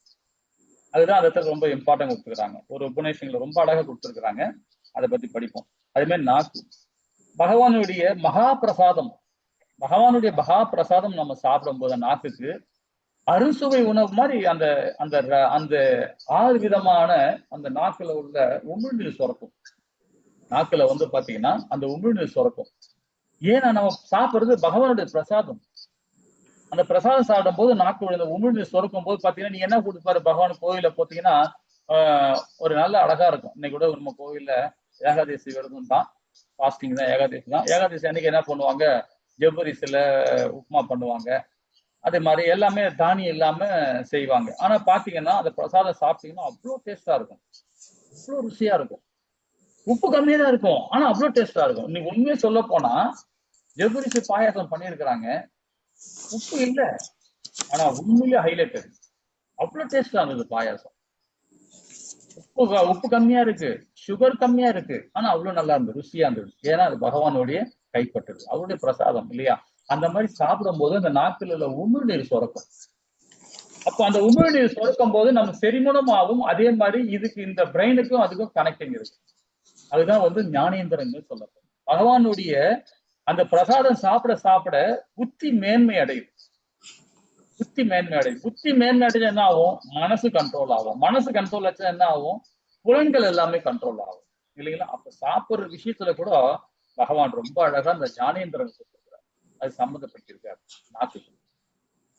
அது மாரி தோல், நம்மளுடைய தோல் ஸ்கின் நம்ம நினைப்போம், என்னப்பா ஸ்கின், என்னப்பா ஸ்கின்ல என்னப்பா தோல், நம்ம நல்லா தூங்கிட்டு இருப்போம், நல்லா நித்திரையில இருப்போம். ஒரு பூச்சி ஒரு எறும்போ நம்ம மேல ஏறிச்சுன்னா என்ன ஆகும் பாருங்க, டக்குன்னு நம்ம ஆட்டோமேட்டிக்கா நல்லா தூங்கிட்டு இருப்போம், நம்ம கை ஆட்டோமேட்டிக்கா போகும். எறும்போ ஏதோ ஒரு பூச்சி எதுனா அந்த கை கட்ட அங்க போயிடும், கை கிட்ட போயிடும். அது எப்படி, அது அந்த ஸ்கின்னுக்கும் அந்த பிரெயினுக்கும் உள்ள கனெக்டிங் அது. ஓகேங்களா? அதுதான் வந்து பாத்தீங்கன்னா அர்ஜுனா வந்து முதல் அத்தியாயத்துல பாக்குறான், பகவான் கிட்ட சொல்றான், பாவ செயல், இந்த செயல்லாம் பண்றது பாவ செயல் இல்லையா, இவங்களெல்லாம் நான் கொல்லணுமா அப்படின்னு சொல்லிட்டு கைகாலெல்லாம் நடுங்குது, அப்படியே தோல்லாம் எரியுதுன்றான், என்ன போய் எரிச்சலாக்குதுன்றான். அதே மாதிரி 11 அத்தியாயத்திலும் பாருங்க, விராட் ரூபத்திலையும் பகவானுடைய விராட் ரூபத்தை காட்டும் போது சொல்றான், கையெல்லாம் எரியுது, தோல்லாம் எரியுதுன்றான். ஏன்னா தோல் வந்து ஞானேந்திரங்கள், பிரெயினுக்கும் அதுக்கும் சம்பந்தப்பட்டிருக்கு இல்லைங்களா? அது ஞானேந்திரங்கள் சொல்லப்படுது. இது 5 அத பஞ்சபூதங்கள் 5, கர்மேந்திரங்கள் 5, ஞானேந்திரங்கள் 5, மொத்தம் 15 பார்த்திருக்கோம். புலன்கள் 5. புலன்கள் சொல்லும் போது பாத்தீங்கன்னா நிறைய பேர் சொல்லுவாங்க, இப்ப மாத்தாஜி சொன்னாங்க பாத்தீங்களா, மூக்கு, வாயு, கண்ணு, காது, இதெல்லாம் சொல்லுவாங்க. ஆக்சுவலா அது கிடையாது. புலன்கள் பாத்தீங்கன்னா உருவம், ஒலி, வாசனை, சுவை மற்றும் தொடு உணர்வு, இது 5ம் புலன்கள். இந்த உடலை வச்சு நாம இதெல்லாம் இயக்குறோம். இந்த உருவம், நம்முடைய ஒலி, வாசனை, சுவை மற்றும் தொடு உணர்வு, இந்த 5மே புலன்கள். அதுக்கப்புறமா இப்ப எவ்வளவு ஆச்சு, 20 ஆச்சு. மனம், புத்தி, பொய், அகங்காரம், இது சேர்த்தா 3, அப்போ 23. 24 என்னன்னு பாத்தீங்கன்னா 24வது தத்துவ குணம், ரசோ குணம், தமோ குணம். அந்த 3மே வந்து எல்லாருக்குமே அந்த 3 குணம் ஒரே டைம்ல இயங்காது இல்லைங்களா? இப்ப நம்ம சாப்பிடுறோம்னா ஒரு வாய் வைக்கிறோமோ, ஒரு ஸ்வீட் சாப்பிடும், ஒரு ஸ்வீட்டா சாப்பிட முடியும், எல்லாத்தையுமே ஒரே டைம்ல சாப்பிட முடியாது இல்லைங்களா? ஏதாவது எல்லாத்தையும் ஒரே நேரம் செய்ய முடியாது. ஏதாவது ஒண்ணுதான், சத்துவ குணம்னா சத்துவ குணம், ரசகுணம் ரசகுணம், தமோ குணம் தமோ குணம். அந்த 3மே ஒரே நேரத்துல நடக்காது இல்லைங்களா? அப்ப அதனால என்ன பண்றது, பிரதானமா ஒண்ணு, பிரதானமா அது 3த்தையும் சேர்த்து ஒண்ணா எடுத்துக்கிறோம். எந்த குணத்திலயும் செயல்படுவோம், ஏதோ ஒரு குணத்தை செயல்படுவோம், அதனால முக்குணங்கள்ல ஒண்ணு, அது பிரதானமா ஒண்ணு. அப்போ இந்த 24 மூலக்கூறுகள் நம்ம உடல்ல வந்து இயங்குது. இதுதான் நம்ம இன்னைக்கு படிக்க போறோம் இந்த அத்தியாயத்துல. இந்த உடல்னா சேத்திர, சேத்திரன்னு சொன்னா இந்த உடலுக்குள்ளேயும் ஆத்மாவுக்கும் உடலுக்குள்ள தொடர்பு என்ன, அந்த ஞானம் தான் சேத்திரன்னு சொல்லப்படுது. விவாக யோகம் பத்தி ரொம்ப அழகா நம்ம இந்த அத்தியாயத்துல படிக்க போறோம். நாம நாளைக்கு, அதாவது நாளைக்கு முடியாது, வியாழக்கிழமை அன்னைக்கு இதை விரிவா நம்ம படிக்கலாம். ஓகேங்களா? இதோட இந்த கிளாஸ் முடிச்சுக்கலாம். நம்ம வந்து வியாழக்கிழமை 7 மணிக்கு நம்ம கிளாஸ் ரெகுலரா பார்ப்போம். வாஞ்சா கல்பத்தராய கிருப சிந்தேவ சர்வநானா பகவனி வைஷ்ணவி நம நமக. ஜெய் ஸ்ரீ கிருஷ்ணா சைத்தன்ய பிரபு நித்யானந்த ஸ்ரீ அத்வைத கதாதார சிவாசாரி கௌரவ பக்தர்கள். ஹரே கிருஷ்ணா கிருஷ்ண கிருஷ்ண ஹரி ஹரே, ஹரே ராம ராம ராம ஹரி ஹரி. ஓ, டவுட் இருந்தா கேட்கலாம். ஹரே கிருஷ்ணா மாதாஜி பிரபு. ரொம்ப கம்மியா இருக்காங்க இன்னைக்கு, 7 பேரு 8 பேர் 9 பேர் வந்து போறாங்க. ஹரே கிருஷ்ணா மாதாஜி இருந்தது பிரபுஜி. மாதாஜி இன்னைக்கு நல்லா கிளியரா இருந்தது. அப்படிங்களா? ஹரி போல் ஹரி போல். இன்னைக்கு கடைசி நாளால கிளியர் ஆயிடுச்சு கொடுக்குது. இந்த இடம் நல்லா இருக்கு, இந்த இடத்துல உட்காந்து செஞ்சு நடத்தீங்கன்னா நல்லா இருக்கு, நல்ல கிளியரா இருந்தது. ஓகே மாதாஜி, ஓகே ஓகே பண்ணிடலாம் மாதாஜி. சரி, யாராவது டவுட் என்ன இருக்குங்களா? ஹரே கிருஷ்ணா.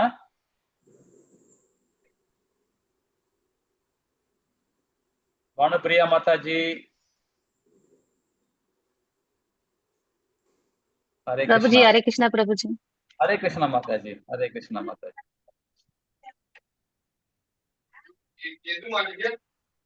சரி, எனக்கு அந்த கிளாஸ் வேற இருக்கு, நாங்க வேற போனோம். அதனால நம்ம வந்து வியாழக்கிழமை மணிக்கு கிளாஸ் 7 மணிக்கு பார்க்கலாம். ஓகேங்களா?